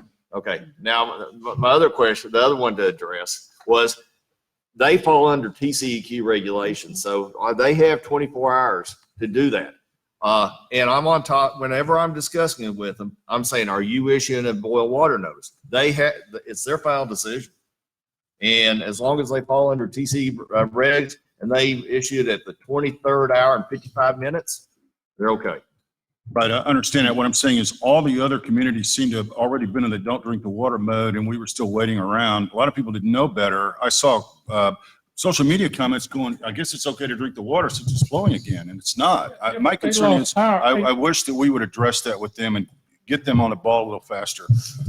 Brent, you got it. The problem, what you're talking about then, they probably lost power at different times of the day. That's the problem, or the week for that matter. Yeah, I mean, if what you're saying, yes, other cities were issuing it earlier, but did they lose their water earlier than we lost our water? Yeah, I don't know. Yeah, I think they were kind of late. I mean, Wimberley Water, they're right next door. They were in a boil water situation way before we were. I was just asking if there's something we can get them to do to get on the ball faster. I think as far as the communications go, I think the best way to do it is the way the city did it and just warn people that there might be a boil water notice.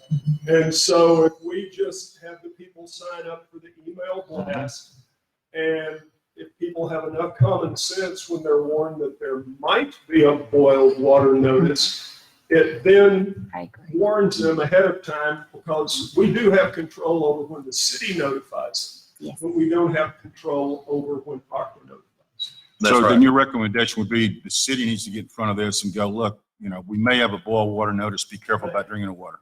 Okay. The city's working really close. And Councilmember Pulley, that this is the first time I've never had a water system under my control. You have it under your control? Well, this is the first time I've never had a water system as a city water system. Therefore, I have direct communications with their people that they know I know what's going on. Yeah, I think, And so that's why I issued the statement that could be a possible boil water notice, because I knew that probably coming down the pike, but I cannot control their boil water notice Right. because that's an official I think statement. that's positive for you to get out front though and go, hey, it may be coming, because I know I was Yeah. calling Aqua and they were saying, we don't show a problem down Yeah. there. So, you know, they weren't really that up to speed yet. So, okay. I've just got two more questions and then I'm done. And looking at your recommendations, let me see, I'm looking at, it looks like your page 27, Aqua is strongly encouraged, this is your number 2, the last sentence, strongly encouraged to permanently locate a standby generator at selected well, I guess, sites or a selected well site. What does that mean? Well, that would mean putting one of them at one of the water sites. They have 3 or 4 standbys. They're located down there at the wastewater facility on 2325. And what we recommend is for the strongly think about putting one of them. They probably put it down on Doolittle because that's their best well. It's got much better pump capability. And we recommend they ought to think about putting one down there. What do they say? And let me put it this way. It's how should I? You're good. Well, are you talking? I'm trying to avoid disclosing proprietary information. Let me say it's. They've disclosed it to you. Cat's out of the bag, man. So You're probably right. I would say there's some discussion about it. okay. Last thing I have is, well, 2 things. Transfer of electrical power from a standby generator to a well site should be dramatically reduced from several hours. Does that mean they should turn on the backup power sooner, or what does that mean? What happened? Let me explain that. What happened is they brought a generator up here, and those are 3-phase generators, maybe with a 3-phase facility at the water tower. And if you look at a 3-phase system, you can say one is A, B, C. Okay, well, the generator is A, B, C. But if the facility is BCA, then you can't hook it up. You have to rewire the facility. And so when they got the electrician from San Marcos up here, he realized there was a mismatch. Now, I'm familiar with some of that stuff. You could develop a pigtail, but I don't want to get into all that stuff. So it took him 2 hours to rewire the facility because each facility is wired a little different on those phases. And you're saying do it faster? Well, what you need to do, and they're looking at that, and it's encouragement they're going to do that. You have to develop different types of pigtails. On one end, it'll fit into the generator, and then the other end is configured for that facility.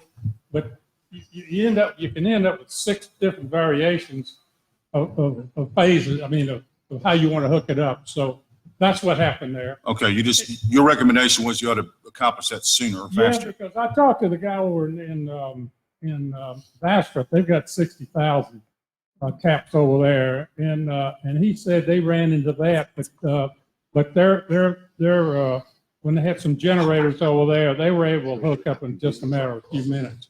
But they had been prepared for that. We weren't really prepared for that. Okay, last question. Any way to put some teeth in these recommendations to Aqua? I mean, do we need to modify our ordinances or just hope that they listen to you, or what? How do we May I do make that? a comment? The problem with the ordinances is you know, you got to back them up with TCEQ, and if you don't, they're meaningless. Well, what would be your recommendation to get them to do what you ask them to do? Well, I think we go through negotiations with, Well, basically, we continue to work with Aqua on a daily basis. But Okay. may I be recognized for a comment? Something we have learned from the past, we enacted an ordinance that was absolutely unenforceable because TCEQ governs Aqua Texas, not the city. We can negotiate during our franchise agreement. We can work with them. We can encourage them. but we cannot regulate them. They are regulated by TCEQ. Well, I mean, we can do that in the form of our agreement with them. If they agree to do it, then they have to do it by contract, right? I mean, if we put that in our contract with them, this is what we want you to do. That's probably a question of law. That's probably not fair. You know, you got to get them to sign a contract. Yeah, gotcha. You know, and Well, that's- okay, I'm done. I just want to thank you guys. Obviously, a lot of work in here and well done. I don't always agree with everything, but it's good work, and I thank you for the time. Fantastic. Councilmember Hambrick. We didn't get a chance to do this last time. You had this done for nearly 45 days, I believe. But this is a great effort on your part to put this together. And even though I don't think we can agree to go forward with everything here at this meeting, I think that we can agree to look at this very carefully, every single item, especially during our budget time in the next 2 to 3 months, and definitely get some of these things done. Well, let me make a comment to that.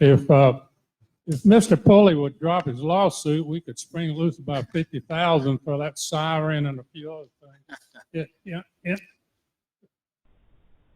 I'll think about it.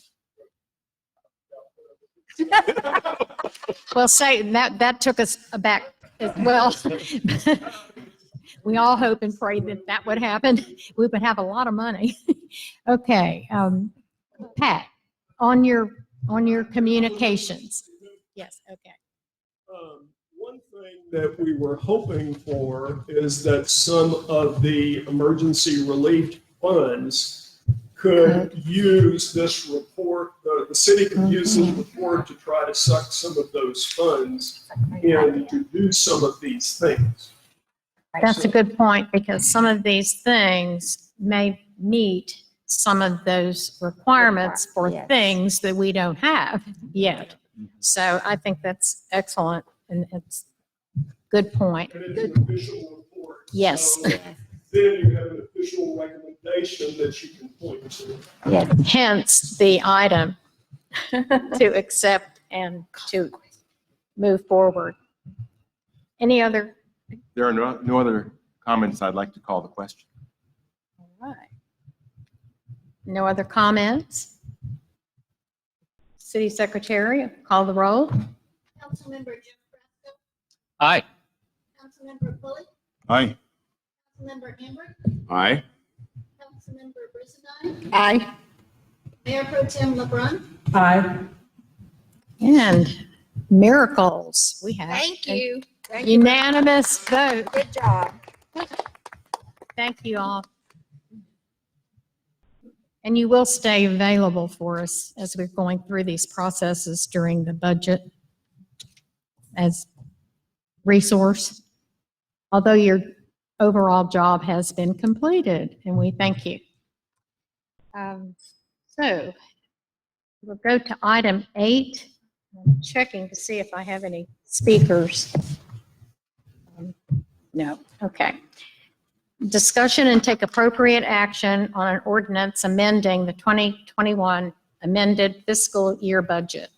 Amendment number 2. And Manager Lewis, would you discuss this or Sure. present that? This is the budget amendment number 2. And we looked at it after the 6 months, and the suggested things that we saw. Number 1 was the increase in revenues for state sales tax. We're seeing a large jump there. Our development revenue has gone up because we still have a lot of construction in town. The big number, of course, is when we got funding from FEMA for $74,230. That was so that was carryover from the previous fiscal year. Minor changes. Let's see here. Net increase of revenues at $65,540.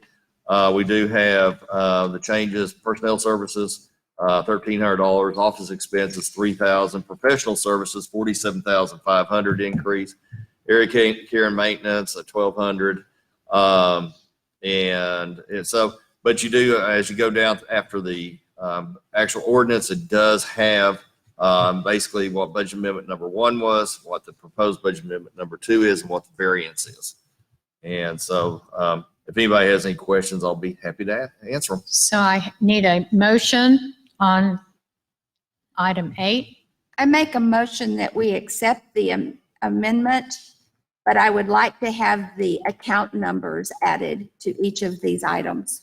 Well, if you go down on down the page, it has everything. Okay, Are you saying that those items are already listed on the next They're page? by I account see, number. they're listed That's by okay. account number on the second page. So does that Thank you. satisfy that question you had? Or that Yes. comment? Okay. Yes. And do I have a second? Councilmember Hambrick, seconds. Any discussion? Councilmember Pulley?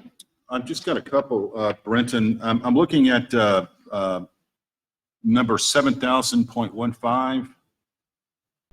Meeting expense, do you have it? Yes. That's going up. Why is that going up? That meeting expense is also for those training sessions that we had for our P&Z, Parks and Rec, and also the city council about open meetings. And so basically, it's when we actually use Camp Young Judea and they furnish us a meal. So that's And- for food? Huh? That's for food? Well, it's we're just using that facility during that time. I already closed my, but let me bring up my QuickBooks again.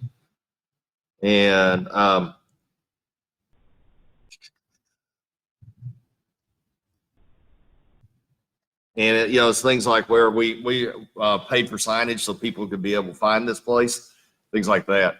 But that's why it's up. But as long as we don't have any other training or at the golf course, then there's no cost. It's just like a regular. It used to be that low because we bought cookies for the council meetings. And also, didn't we have a budget? Didn't we have a budget We had a for budget, our but training be- sessions and yeah, it just and- was paid here instead of somewhere else? That's right. But that's Thank why you. it was amended. Now I don't have internet. Okay.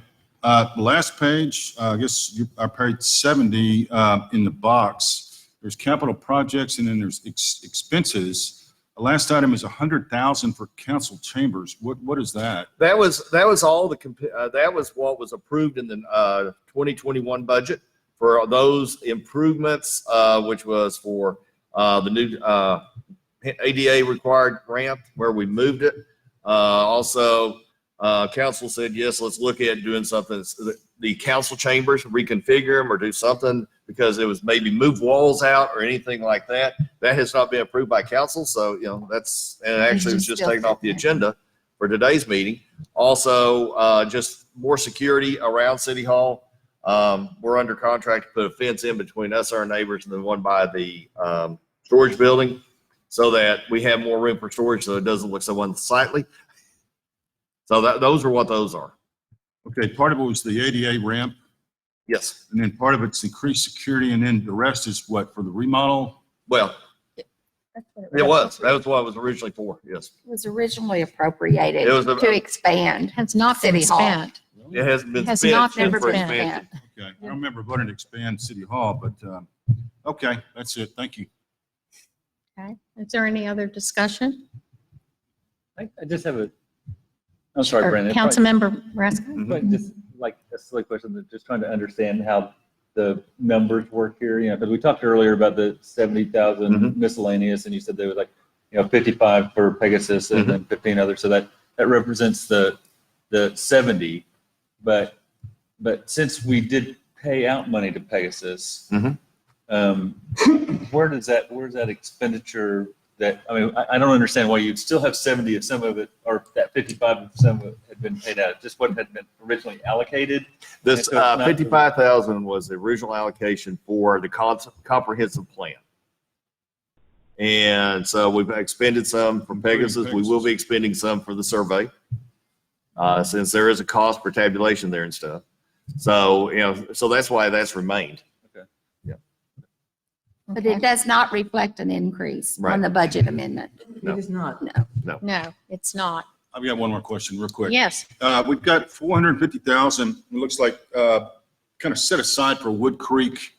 That's for repaving. Yes. Okay, do we expect that to go up? Because I'm looking at looks like a report from December of 2019 where we were looking at 846,000. So is it possible that 450 is going to go up or? No, I don't project it would. Okay, so even though we have this, I guess, looks like Jack and Aurora did this, 846,000 for Wood Creek Drive, we think it's going to be half that or? Well, it depends on what, with the construction, and since I know what they're projecting, and then taking what their scope of work was and reversing it back around, you can basically, knowing what engineering costs are, you pretty well guess how much it'll be.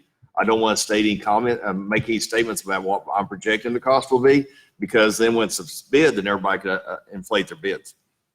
Okay, so But we only appropriated what, the 400? 450? Okay. Yeah, Right. that's all that's all that council appropriated, Councilmember Pulley. Thank you, Brenda. That's all. 50 of that was appropriated for that 600 feet Yes. Right.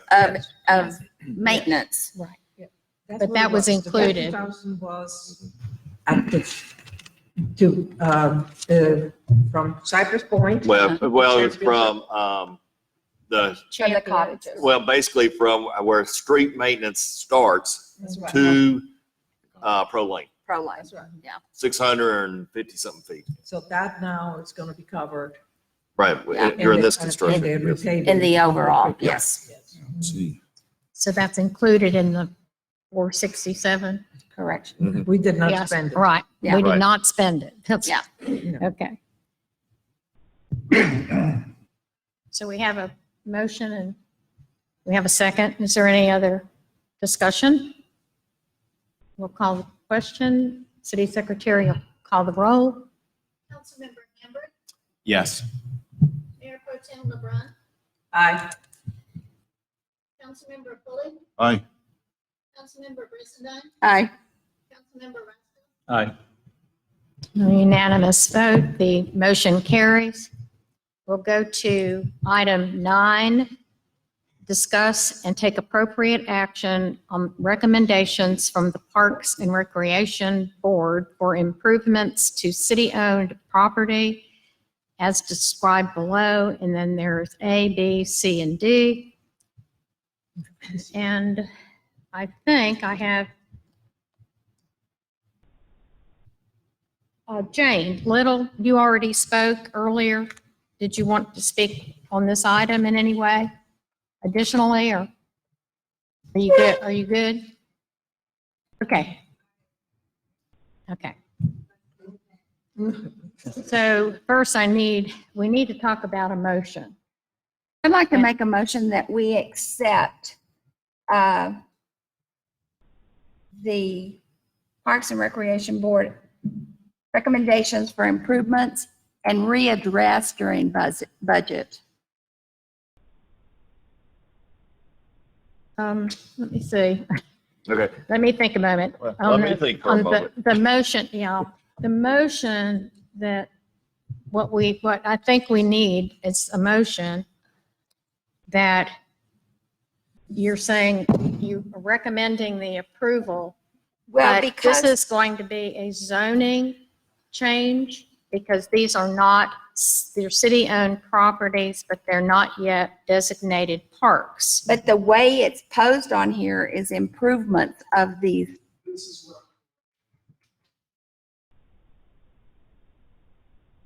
You can come and speak if you'd like. Yeah. But what we want, Can I speak on this? I Okay, think that let I me think we're address this fine. because- Yes, All I right, so let think me we're address fine. it because they are proposing the improvements if they are designated as parks. Yes, yes. So we are fine with the way And it's so basically, the proposed. next step is that the motion should be to take the recommendation, because every one of them has a recommendation, basically, first of all, to make sure, designate them as parks so that they can go ahead and go We with want the procedure motion to for improvements. designate these properties as city Yeah. parks. We had a number of motions Mm-hmm. and I don't see any of them here. Then I make Well, a but- motion that we table this item. But, We will run into a big I would- problem. May well, I- let me, Please, when you let- look at the Brenton- packet, it Brenton. is listed, every motion. It is. Every motion is listed. We can move forward if we make a motion, now you correct me if you think that's wrong, but I think I've got this down. You can make a motion, we can make a motion to approve the procedure going forward to change the zoning so that these properties are parks. We approve that, but the process is that we'll go to P&Z and go to public hearing so that the citizens can also weigh in on whether these should be zoned, these city properties should be zoned. Parks, 1, 2, all of them. Augusta is already a park. So we can take that action and send that then this next month in July to P&Z and back to council. And then we can all talk about the potential improvements as part of going into budget sessions. And the council can discuss all of the ideas that you have for those parks. But until they're designated parks, we really can't make decisions about the improvements that you're suggesting or that might be suggested. And, And then it comes to council. right. And what I want to add, that it says improvements, but I believe the board feels that like it would be an improvement to take it off of the, our zoning map as a green space or nothing and make it into a park, because we do Right. have a park designation. Right. So this keeps us on a regular, good, progressive schedule to get to your decisions and back to council, the public weighing in on each of these potential parks. And then we still get plenty of time to do our application to the county for funding. And we will be working on the budget. Yes, next year. and we'll be working on the budget next month, We starting. had several other motions that also were very specific, that didn't require them to be parks to be acted upon. Well, we have to take the motion for council to send the recommended properties to P&Z for a designation as a park. And that would be the subject matter that would be for the P&Z and back to council.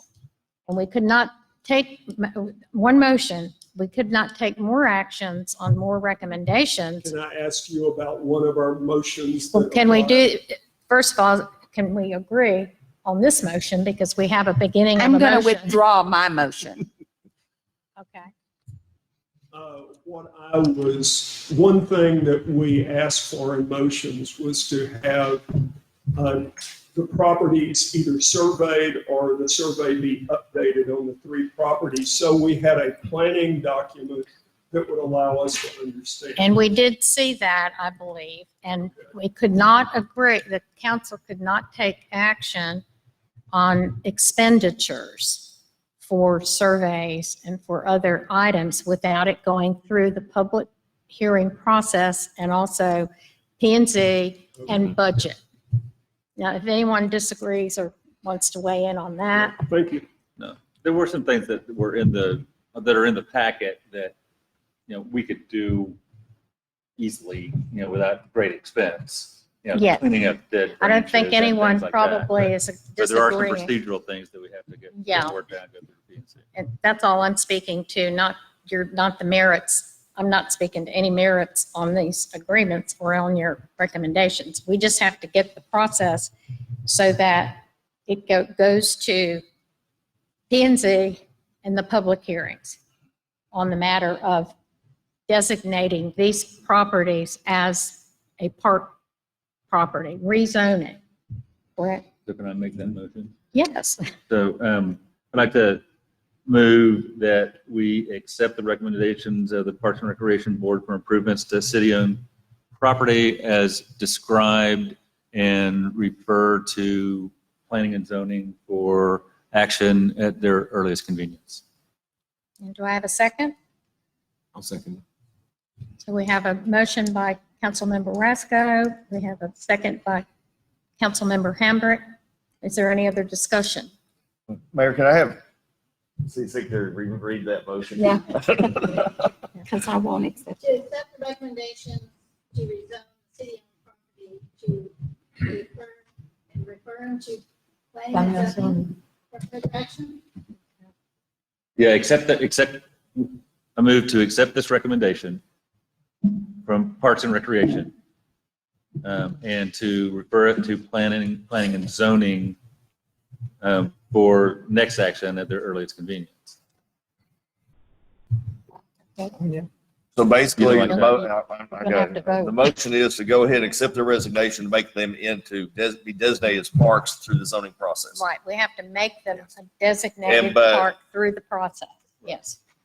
So my thought was that by saying, yes, we accept the recommendations which are in the packet. You know, they're not, We can't, because they have to go through budget. What I'm concerned about is, in your motion, that you're saying accept the recommendations. Yeah. Then that would mean all their recommendations. So what you're recommending is, and I just want to make this clarification, to go ahead and do the surveys, everything, or just rezone the properties, and then rehear the rest of these recommendations in the July meeting. Yeah. well, wouldn't some of the surveying, Not necessarily. No, Not no, necessarily. because we just describe the property itself, and we know where the pins are. We just go in there and describe the property as a rezoning application to make it from a green space to a park. And then you say, this is the location of it. So this council is trying to make a decision today on this item Okay. as to whether or not these properties should be rezoned and go to P and Z and public hearing for the rezoning process to start. That can all happen in July, come to P and Z, back to council. But we can't necessarily pass other recommendations that are affecting the costs of those Yeah. because they haven't yet passed through the process.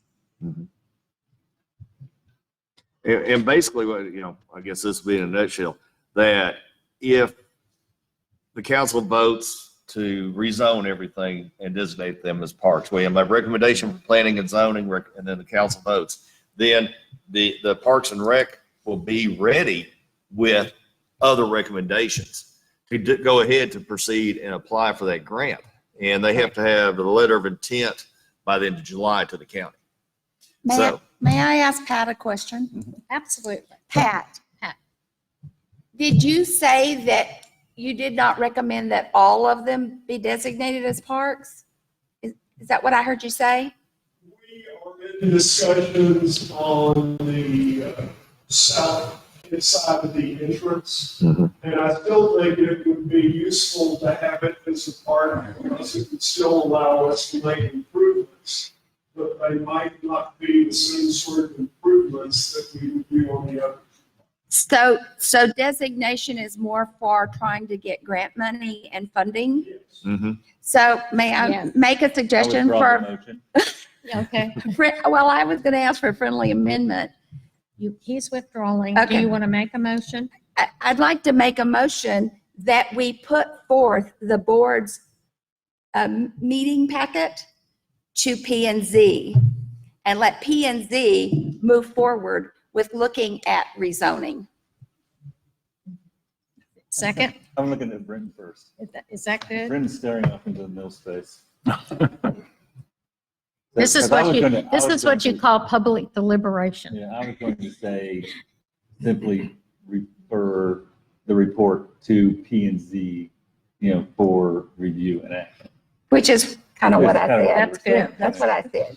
Don't change it. I think we need to say what we're sending it. I We understand. need to say I'm what just- we're sending it to them for, Well, not just their whole report. It has to be for and I the understand, rezoning. But I put that in my motion. Yes, you Right. did. I put that in my So motion. P and C Yes. would receive the report. But they would make they will bring their recommendations to council. Well, the process, what would happen then is that they would make a recommendation to council to rezone the property, Okay? but then, or to start the proceedings to rezone the property, because we still have to have our public hearings. That's what I'm saying. So Yeah. basically, then that would move everything back one more month. Because you have to have input and. Because also- we have to a public advertise, hearing. we have to advertise, we have to have the public hearings. Don't you also have to have notification? Yes. You Yes. have to notify all of the neighboring properties. Within 2 or Yes, 3. which is really what we want. We want Yeah. citizen Yes. input. That's what we So, want. That's so why- I don't understand what's wrong with my motion. Okay. Well, it, just one word in, to, basically is that to go ahead, you basically go ahead and start the proceedings to rezone, possibly rezone. I said rezone. Well, but it went to send, read that back to me. Refer to P&Z. That's what starts the. Oh, And go ahead, keep reading. All right, so would the city secretary read the Okay. motion? Would you Okay, read? So the original motion was to accept the recommendation from Parks and Rec to rezone city-owned property as parks, and refer them to planning and zoning for a recommendation. With the friendly amendment to put forth the board's meeting packet and let P and Z move forward with rezone. the first one was withdrawn. That was it. That was the second. There wasn't a friendly amendment. Jeff withdrew his. Jeff Yeah. withdrew, Yeah. Joe withdrew. Jeff withdrew his. So which one's on the floor? Don't Which one's on the floor? don't be upset, Pat and Jane or anybody, because the idea is we got to get this perfect so we can get your parks.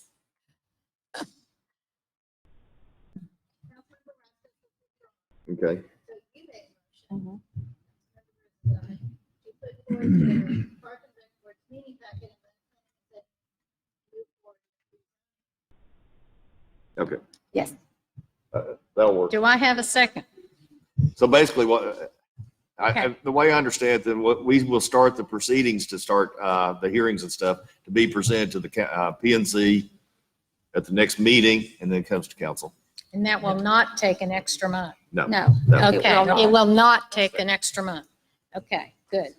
So Jeff Rasco, Councilmember Rasco seconds. Is there any other discussion? Any other discussion? I just have one, and that is that since we started this whole discussion about parks, we originally talked about, well, what's the demographic for these parks? Why do we need these? And I've come up with a new demographic. I didn't have it before. I do have it now. And that is, if you look at the older population within the city of Wood Creek, many of those people are grandparents. Oh, I missed it wrong, yeah. Yeah, we can all raise our hands if we are, but the point is that grandparents have grandchildren. And those grandchildren would also use those parks, not just those immediate people that we have here that have school-age children. So it'll benefit, I think, more people than I hadn't even thought of it for whatever reason, but it was brought to my attention, and I think that it's an important other demographic as far as the users of these parks. Any other comments? City Secretary will call the roll. Mayor Pro Tem LeBrun, Aye. Councilmember Brisendine, Aye. Councilmember Hendrick, Aye. Councilmember Pulley, Aye. Councilmember Rasco. Aye. And motion carries unanimously. We will go to item 10, discuss and take appropriate action on the creation of a code enforcement position for the city of Wood Creek. And I do have Jack Bowes, who would like to speak on this matter. I'll be formal on this. I'm Jack Bowes, 20 Country Lane. I'm speaking as a private citizen and not as a P&Z commissioner, and I'm pulling a radon thing here. I'm reading it. Of course, he's more eloquent than I am. I fully support the creation of a code enforcement officer because without this position, the city ordinances should be just stacked in a pile and burned. Mr. Lewis's job description does not state that he will patrol the neighborhood to look for code violations, and he should not be placed in such a precarious position because he's a city resident. A part-time code enforcement officer living outside the city would be a suitable first start. Currently, our city is a citizen complaint whereby a citizen must squeal against a fellow citizen, which may lead to serious confrontations. Just driving about the city, one can detect numerous code violations. Therefore, if you choose not to vote for this, this requirement, then do you really care about the appearance and the character of the city? All you've got to do is just stroll the neighborhood north of us, and that's the direction this city is headed. Further, I suggest you Google small Texas cities to examine the size of the city staff and the number of city-owned vehicles. I have, and the results show that our city is both grossly understaffed as well as its motor pool.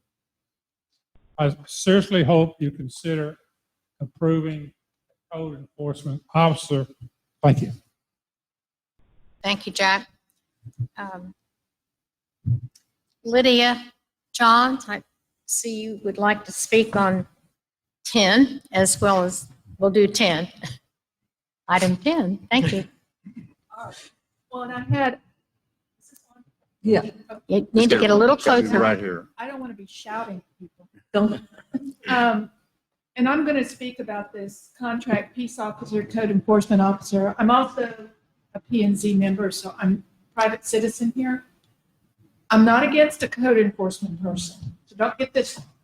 But I have a little concern about the amount. This amount keeps bouncing around, 60,000, 50,000. The paperwork that came out,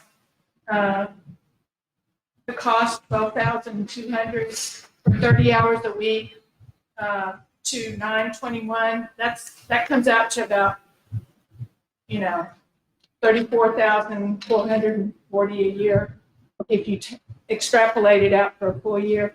Anyway, it's a part-time position, and they do need an office to work at. They do need a vehicle. The qualifications are listed, but there's no hourly wage on that posting. Because we haven't really, like I said, it's been bouncing around all over the place. After 25 years of working as a professional educator, I make $58,000 a year. If we're going to talk about paying somebody $50,000 for a part-time position, that's a lot. That's $32 an hour if you really kind of look at the whole thing. So I did some research.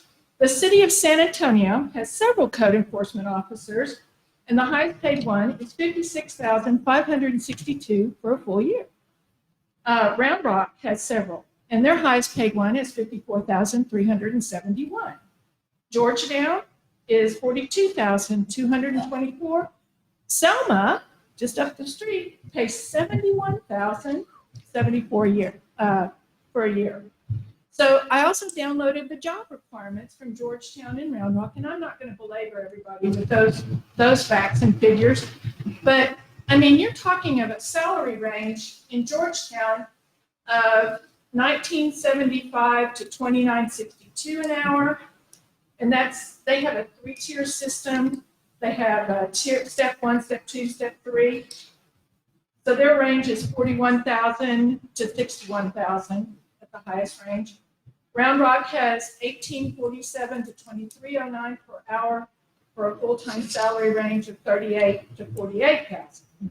So anyway, my point is, if we're going to pay a code enforcement officer for a part-time position, let's really look carefully at that.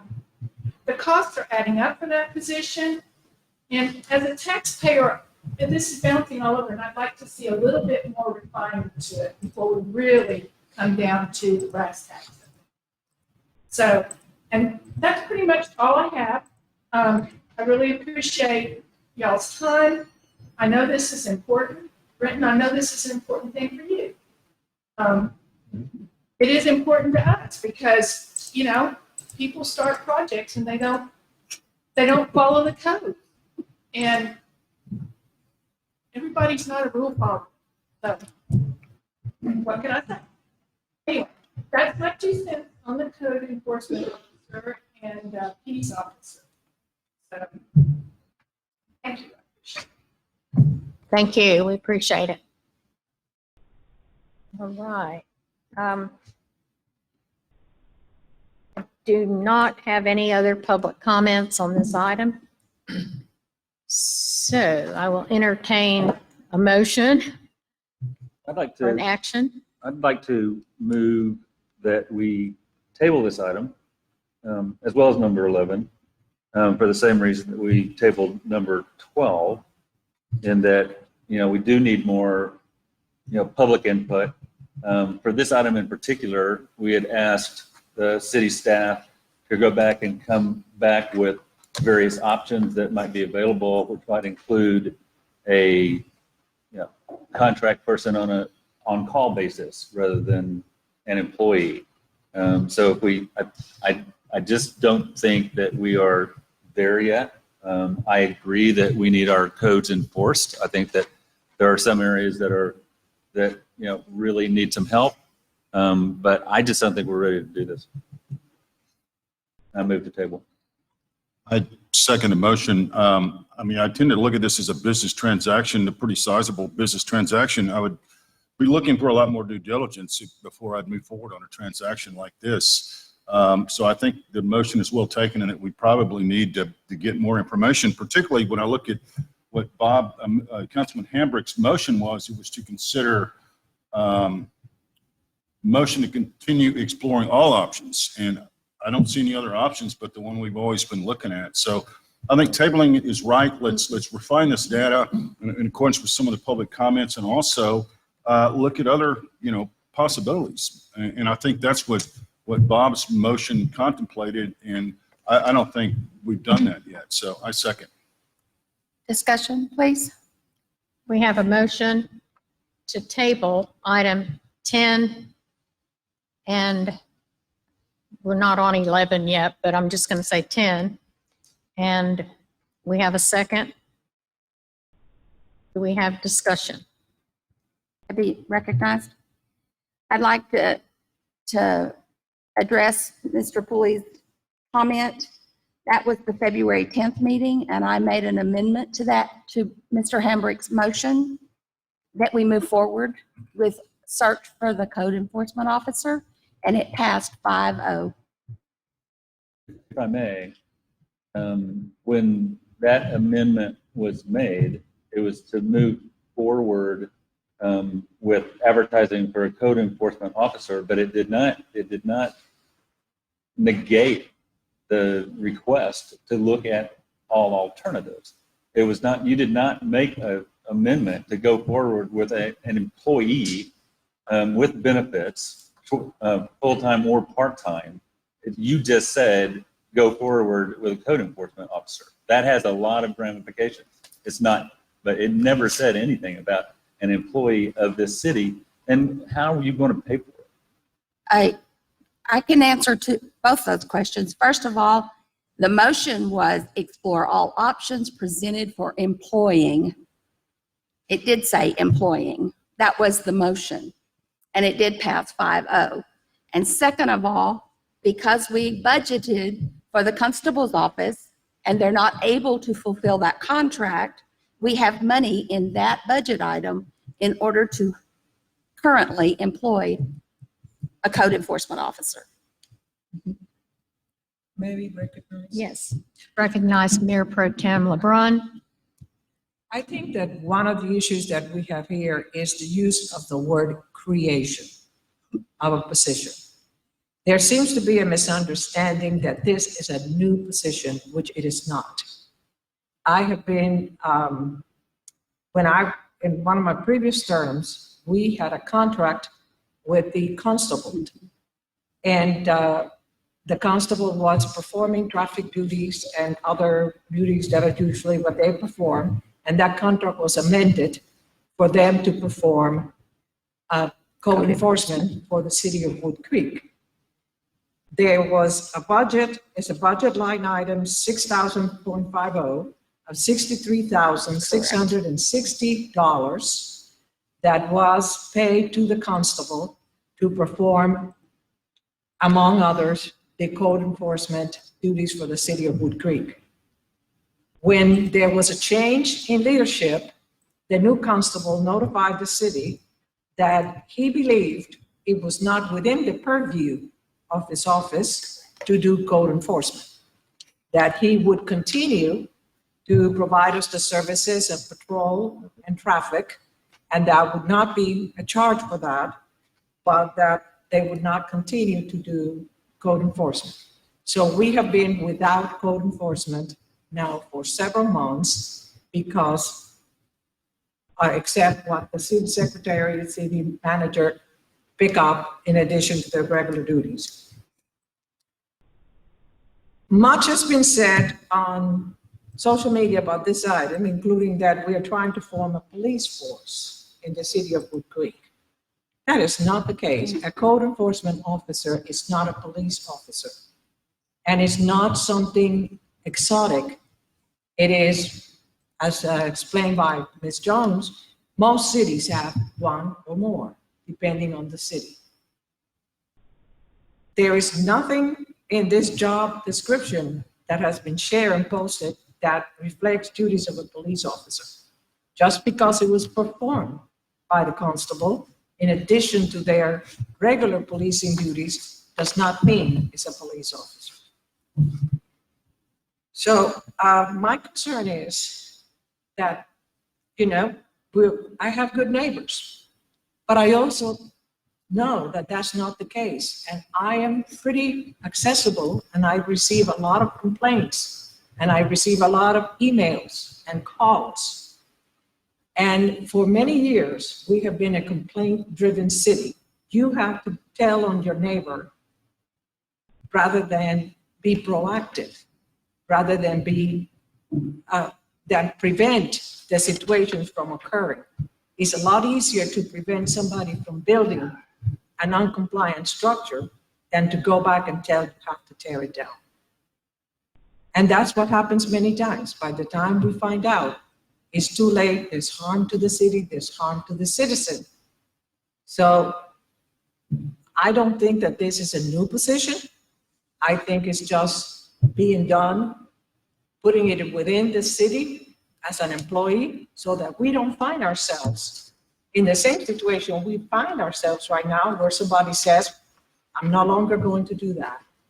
I'm giving you notice that our agreement is void. Councilmember LeBrun, how do you define a peace officer? There's a difference between you can be a peace officer. A peace officer is a law enforcement officer, right? Yes, but it's not, but the code enforcement does not involve criminal violations. The job description is for a peace officer, code enforcement officer. No, That was what was posted on the website. that was the original. No, that's the current. And no one applied. No one- No, the one that, And then- the one that says it's still open now It's code on enforcement. the website says peace officers, code enforcement officers on the website. I looked Okay. it up today. But when we advertised, since we never got any applications until we went to a different search firm, it was solely code enforcement officer. So that would have been an error on our part, not taking that one down. But when we advertised that, it was only for code enforcement, no peace officer, because there was no applications at all. And I know the council is still looking at that because we do still have where we're in our codes about having a contract peace officer. But we never got any applications or any interest in that at all. But we can use the constable still because they and the sheriff's department will continue to be criminal activity and traffic. Okay, well, I would like to suggest that if the money for this is coming out of what we had been paying the constable, that we do not pay salary, benefits, office space, vehicle, a penny more than that $67,000. Can I address, because I was Well, listening to wait a Mr. minute, Johns. just a sec. Okay. So do you want to withdraw your current motion? No, I moved to table the motion. That's on- You want to that is- stay table, Yeah. the motion to table? Well, then we're not making any other No, I'm just, comments. that was not Okay. an amendment. That was- Okay. that was not- that was just- Just It making was just a sure, comment. just making sure. Okay. So Like- go ahead, Well, or Brenton. Address it. I'm not going to address, because Not on I, the you know, I want to address it right now because I know that what Ms. We have a Johns said motion to is basically table. what it was. But the comments that was made with hers was actual wages, did not include any benefits. You could add 30% to all those benefits to that wage. I'm just trying to be a good steward of our Yeah. tax money. Well, I am too. I've got a couple of questions yet still, and I still support, let's try to get all the information. Let's try to get all our options before we make a commitment like this, because we're looking at buying a vehicle, rearranging our city hall, a lot of money and expense and trouble. And what we got ain't enough to make that decision in terms of information. So I support that. But then I've got questions. Is this guy going to be armed? No, Okay. What's his hours going to be? 8 to 5 or what? What's it will be varying. Whoever is employed in the position, if it's passed or that, I expect him to be out on the streets. I hope starting at 30 hours a week, but not only be working Monday through Friday, be sporadic, be in town on Saturday, be in town Sunday, and just so we get the 30 hours. I think after they see that there's going to be more compliance, then I believe those hours should go down because people know that someone's out watching. But we're paying him a salary, right? I mean, so if it goes down, he's still getting paid. No, it's an hourly rate.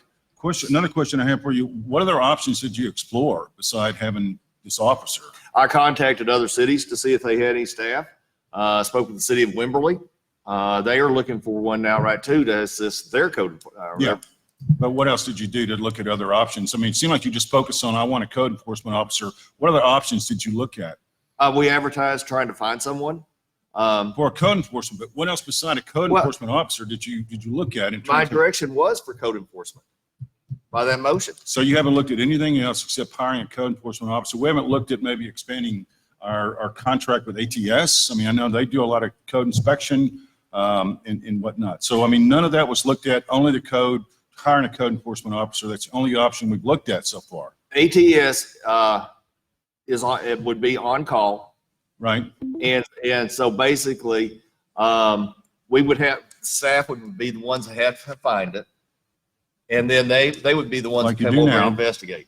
Like you do now, then you call ATS. No, we don't, we only call ATS only time we have ATS in town is for construction, Right. and they do inspections. Okay, but they've also done, I mean, did you look at the idea that ATS can go and look at code enforcement violations instead of hiring a guy to sit in an office waiting for something to happen? Well, and the thing is, you got to think about this. Did you look at that? I'm just wondering, what other No, options did you look at? I'm going wider picture. ATS is construction, mainly. We, in the last, Look, Brenton, all I'm asking you, what other options did you look at? I know we've used ATS before for this. What other options beside a code compliance guide for 50 or 60 or whatever thousand it's going to cost? What other options? And if you like, you can read that all out to us, whatever you guys are doing over there. yeah, and I explored every option for someone to be Then what able- are they? What are the other options Okay, besides so code I enforcement? contacted other cities to find, maybe to be able to use one of their code enforcement officers. I looked at, ATS, knowing how they handle investigations. We've used them on things, but they're not going to be the one that's out there looking for a trailer violation.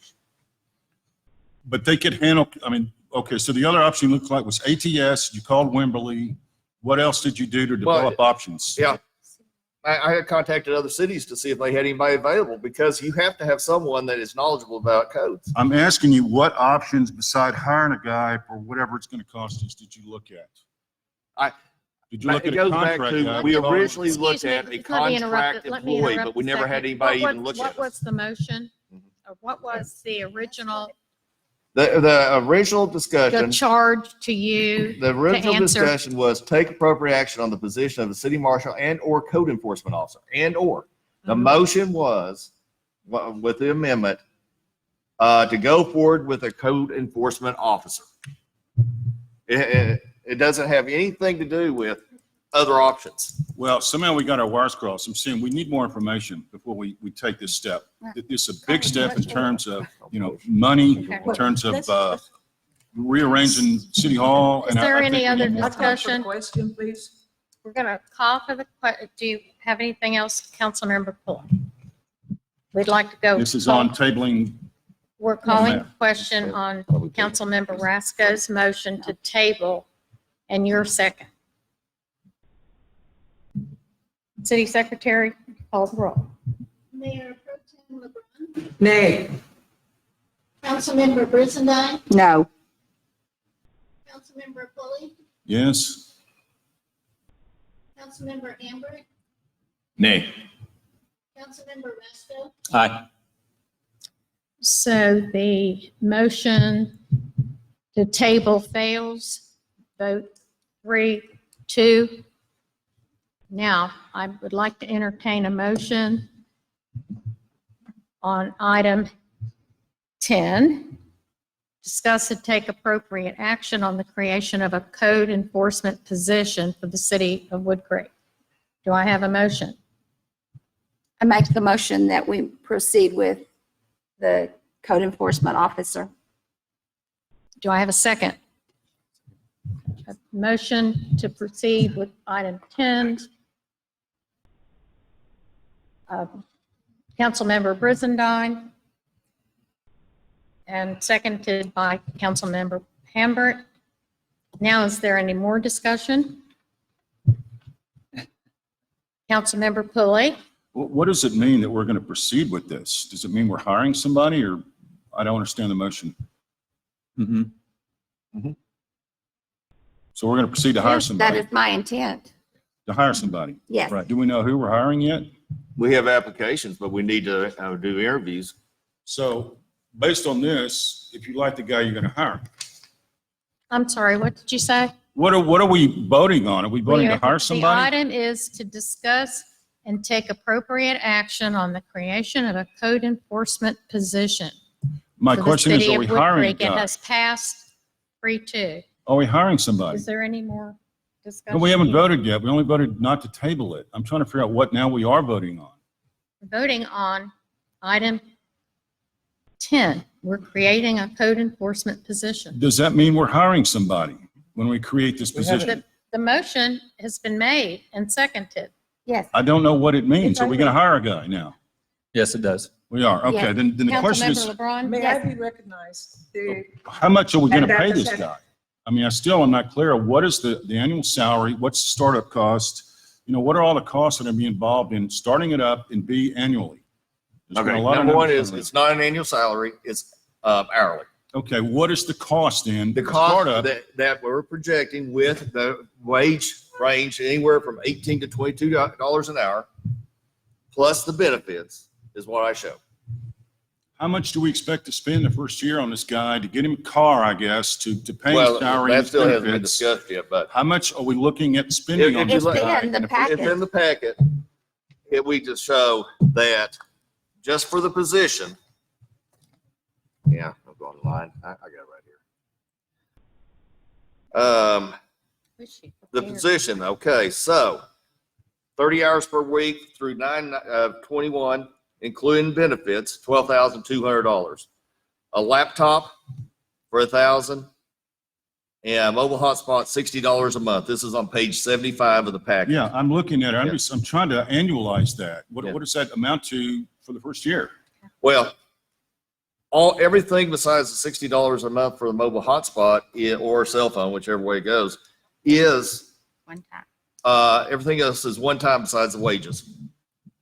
I just need a number. What's the first year startup and salary that we're looking at to get this guy started? Well, this was calculated this month. So I would estimate, Lydia already has done this for me, but Well, I mean, I would think we'd want to do that before we vote. I mean, to know what it's going to cost us.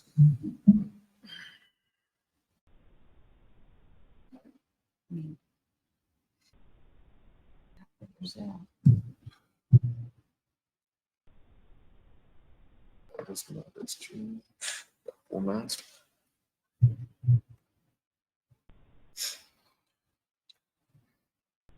$36,000 for wages and benefits Okay, wages, and then what other, for the year, Per year. 36,000.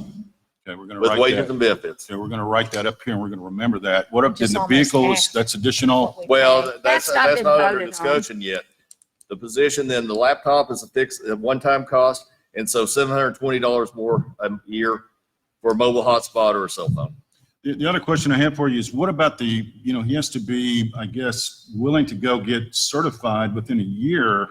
I guess that's a TDLR certification. No, it is a certification they have to Okay, get. Yeah. but he won't be certified for a year? But Right. you don't have to be. You can work a year without certification. So he's not gonna be certified, but he's gonna be out working. I'm not certified. If Wow.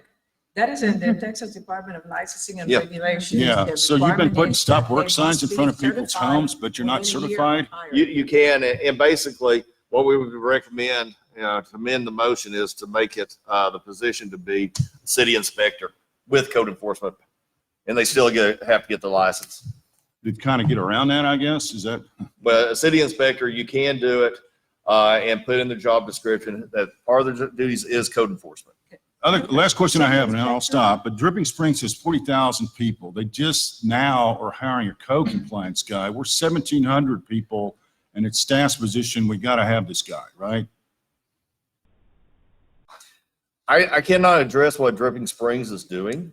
They might have had another staff member doing. Do you know another city that's got 1,700 people in Hill Country that's got a code compliance officer that they pay?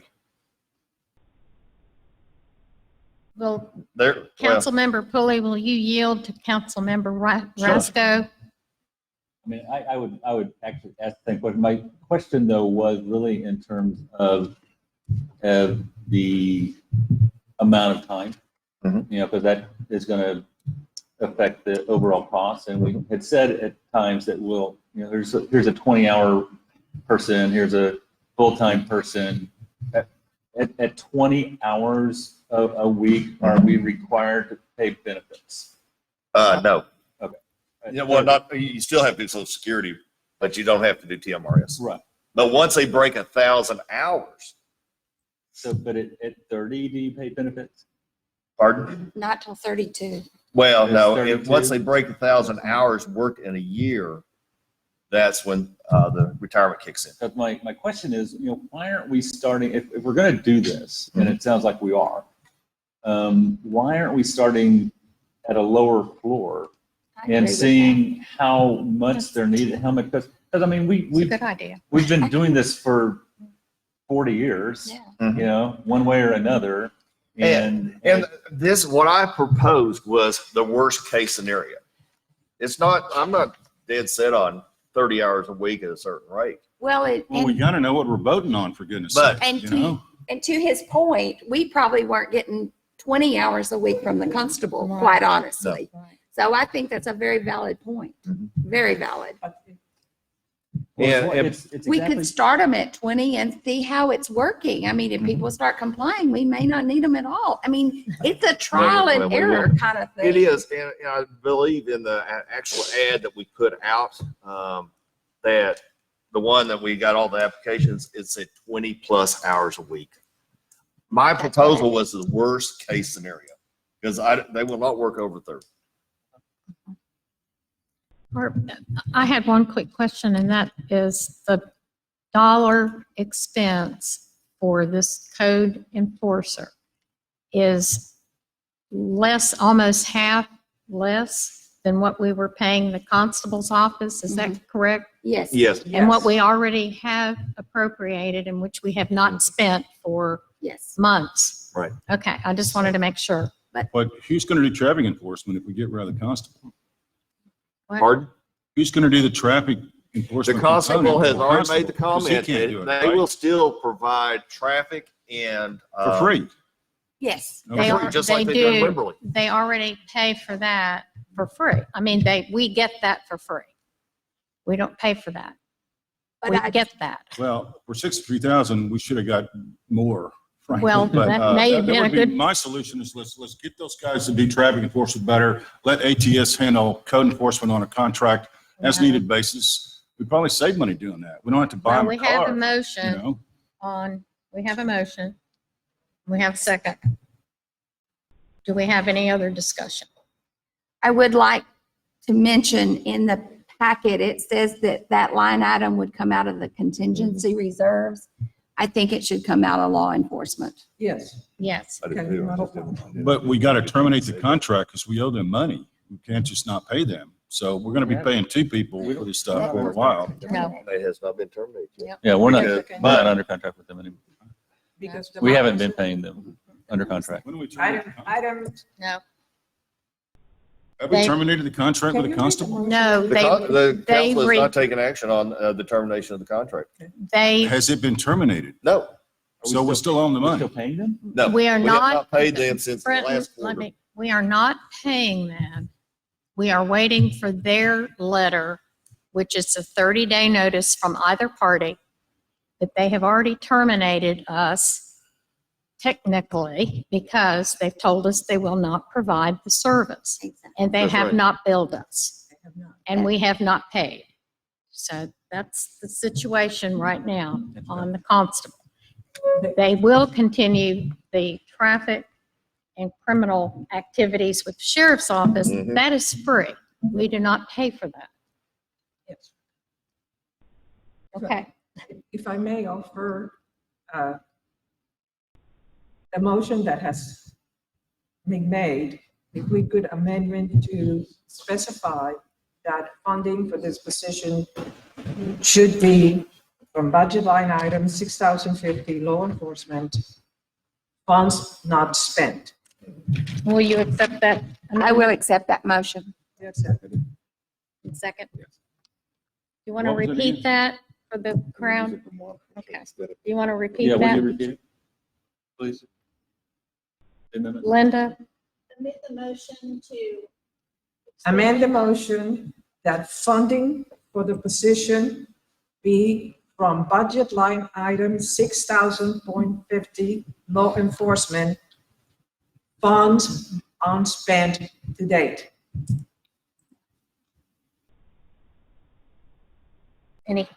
Any further discussion? So we'll call the question. City Secretary will call the roll. Councilmember Reston, Like I said, I'm not against code enforcement, but on principle, I have to vote nay. Councilmember Hamburg, Aye.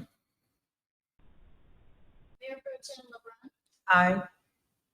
Councilmember Brisendine, Aye. Councilmember Foley, It's just another boondoggle and I'm voting no. So the motion carries, 3 ayes, 2 nays. And we'll go on to item 11. Lydia and Jack Bose, and Lydia, you were signed for these, or have you already spoken to the item? Okay, this is on procuring the vehicle and a resolution regarding a financing agreement for the purpose of procuring a vehicle and related equipment. And do I have a motion on this item? Mayor, I'd like to table this item and get a handle on whether or not we're going to have a code enforcement officer and maybe readdress during budget. I'll second. Have a second. So we have a motion to table item 11 and by Councilmember Brisendine and seconded by Mayor Pro Tem LeBrun. Is there any discussion? We'll call the question. City Secretary will call the roll. Yes. Foley, Aye. Councilmember Reston, Aye. Mayor Pro Tem LeBrun, Aye. Councilmember Hamburg, Aye. And motion carried unanimously. And we have tabled, or we haven't tabled, we Removed item 12 for discussion today. Item 13, discuss and take appropriate action. You're not gonna, well, No, we're going no, to, oh, that's right. we took yeah, it out. remember, I'm we're sorry. just I've been gonna, here so we're gonna long. wait until budget and such on, and public hearing.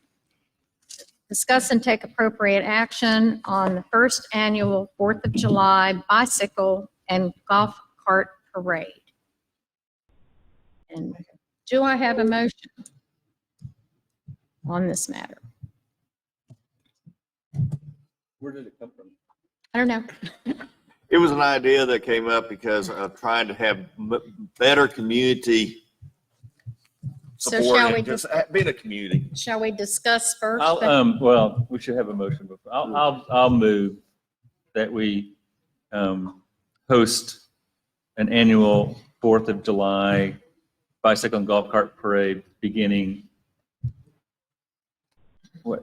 in like 2 months? 2021, 1 month? July. Less than a month. I mean, just for the purpose of having a discussion. Okay, I'll make a so do I motion. have a second? I'll second it for the purpose of discussion.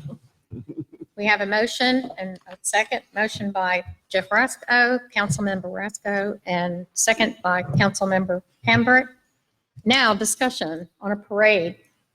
First of all, if we were to do that, I think it should be on the actual day, on Sunday afternoon, the 4th, rather than on Monday, the 5th, because we're in direct competition with Wimberley. And people have to make a choice that maybe they wouldn't want to make if we were to do that. And that was the plan. But yeah, it's not specific here. I know, but but it has to but be the discussion also would be that it would start at Deerfield and go down and end at Pro Lane. That would leave, the staging would be at Deerfield. That way you could go, everyone could drive on Champion Circle to get around.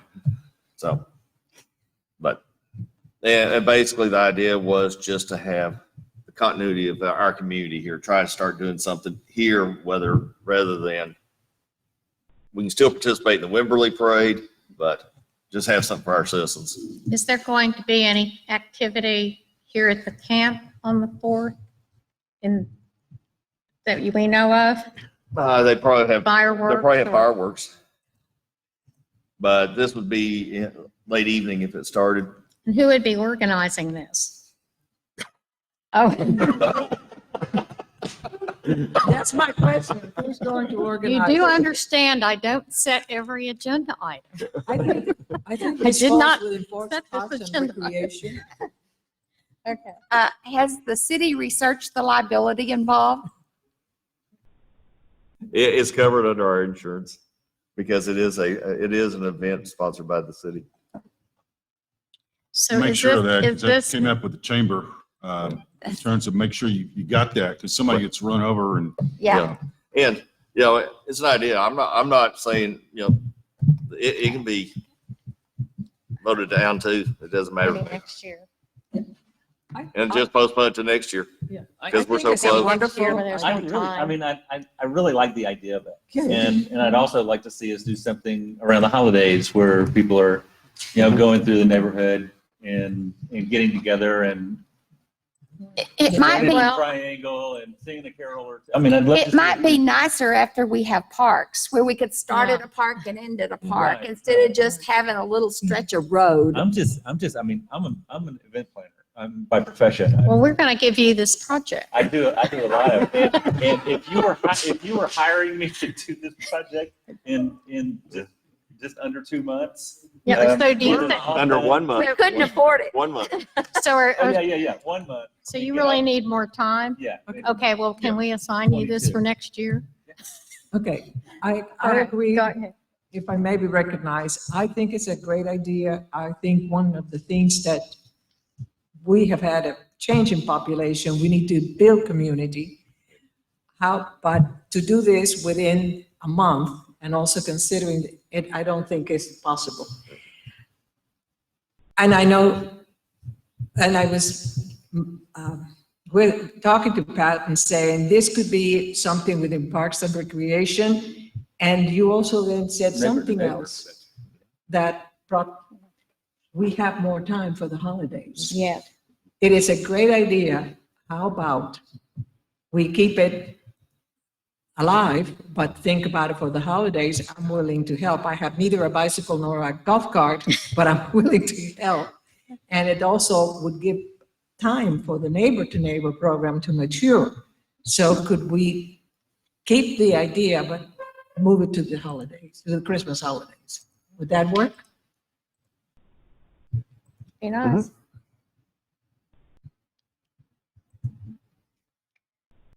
So I had a motion. And a second. And a second. Do you want to just withdraw that and we'll just have it as discussion today? That's fine. I'll withdraw the motion. We just have it withdraw for the- discussion and that way we haven't voted against a parade, for heaven's sakes. No, I don't want to. No. But we want to plan something, even Halloween, where they used to all up and down Wood Yes. Creek Drive, unless they're under construction, hopefully. We used to have all the garage doors were up and people decorated and, I think also peripheral people who don't live on Wood Creek might be able to set up something at the Triangle Park so they Yeah. can have a part in it as well, and we can make it even more dense than it is now. Yeah. and so Pat, so do we need to give this to you as Chair of Parks and Recreation with Councilmember Rasco as Yep. a future program? There you go. Delegation, I love it. I love it. So on one more item, and we'll be out of here. Item 14, discuss and take appropriate action on an ordinance creating child safety zones within the city of Wood Creek. And I will entertain a motion, and of course, there should be a little bit of discussion. I make a motion that we send this over to ordinance review because both of the ordinances in here are not applicable to a city of our size. I think we need to condense it and consolidate it to something that's more applicable to our city. So I would like to see ordinance review come back to us with something a little more concise. Do we want to give them any time limit on that? Or- Get back to us by our July meeting. That may be pushing. I was thinking 60 days as far as, because Shall we this is do- all new to them. They wouldn't have seen this yet. But, well, Well, they've seen it because I discussed it with them today, oh, but they don't have another meeting until late June, middle of June, so. would it be possible for them to have a special call meeting to get it back to us by July? I hate for us to push it too far out because the time when we really need it enforced is Well, during the summer when kids yes. are out playing. That's true, that's true. So, Do we have an ordinance? So let's drafted just say already or within- not? We have two from. The 30 days. From other cities. That's all. no. No, we don't have an ordinance to approve in the packet. I think what we should be approving is assigning this to ordinance review. Well, I committee. agree. I That's agree. what we're And talking, see yeah, if we're they can get talking it back by about the Yeah. July meeting. the action is to assign to ordinance review. But I was asking if we should have a time that we would like, time certain that they would get back. And that's what we're talking I would about. suggest go ahead and ask them, see if they could get it back by the July meeting. Okay, so that would be the And, because motion. they already have a couple of templates. And just for explanation, there was a training session today at City Hall, a small group, and including our ordinance review advisory so that they could receive information on recent legislation and First Amendment issues as they go forward on ordinance review. So that was the meeting. That was not a secret meeting. Okay, so the motion, Will you read it back, please? we have a second? Send it to ordinance review and bring recommendation to city council by the July. Yes. Did I have a second? I second. For what, Councilmember Rasco second, Mr. Rasco. Councilmember Brizendine motion, and any discussion? Call the question, and City Secretary, would you please call the roll? Councilmember Brizendine, Yes. Councilmember Pulley, Aye. Councilmember Rasko, Yes. Councilmember Hamburg, Yes. Mayor Pro Tem LeBrun, Aye. And motion carries unanimously. And there's no further business before the city. I move that we adjourn. Amen. We are adjourned. Thank you all. Another. Anybody?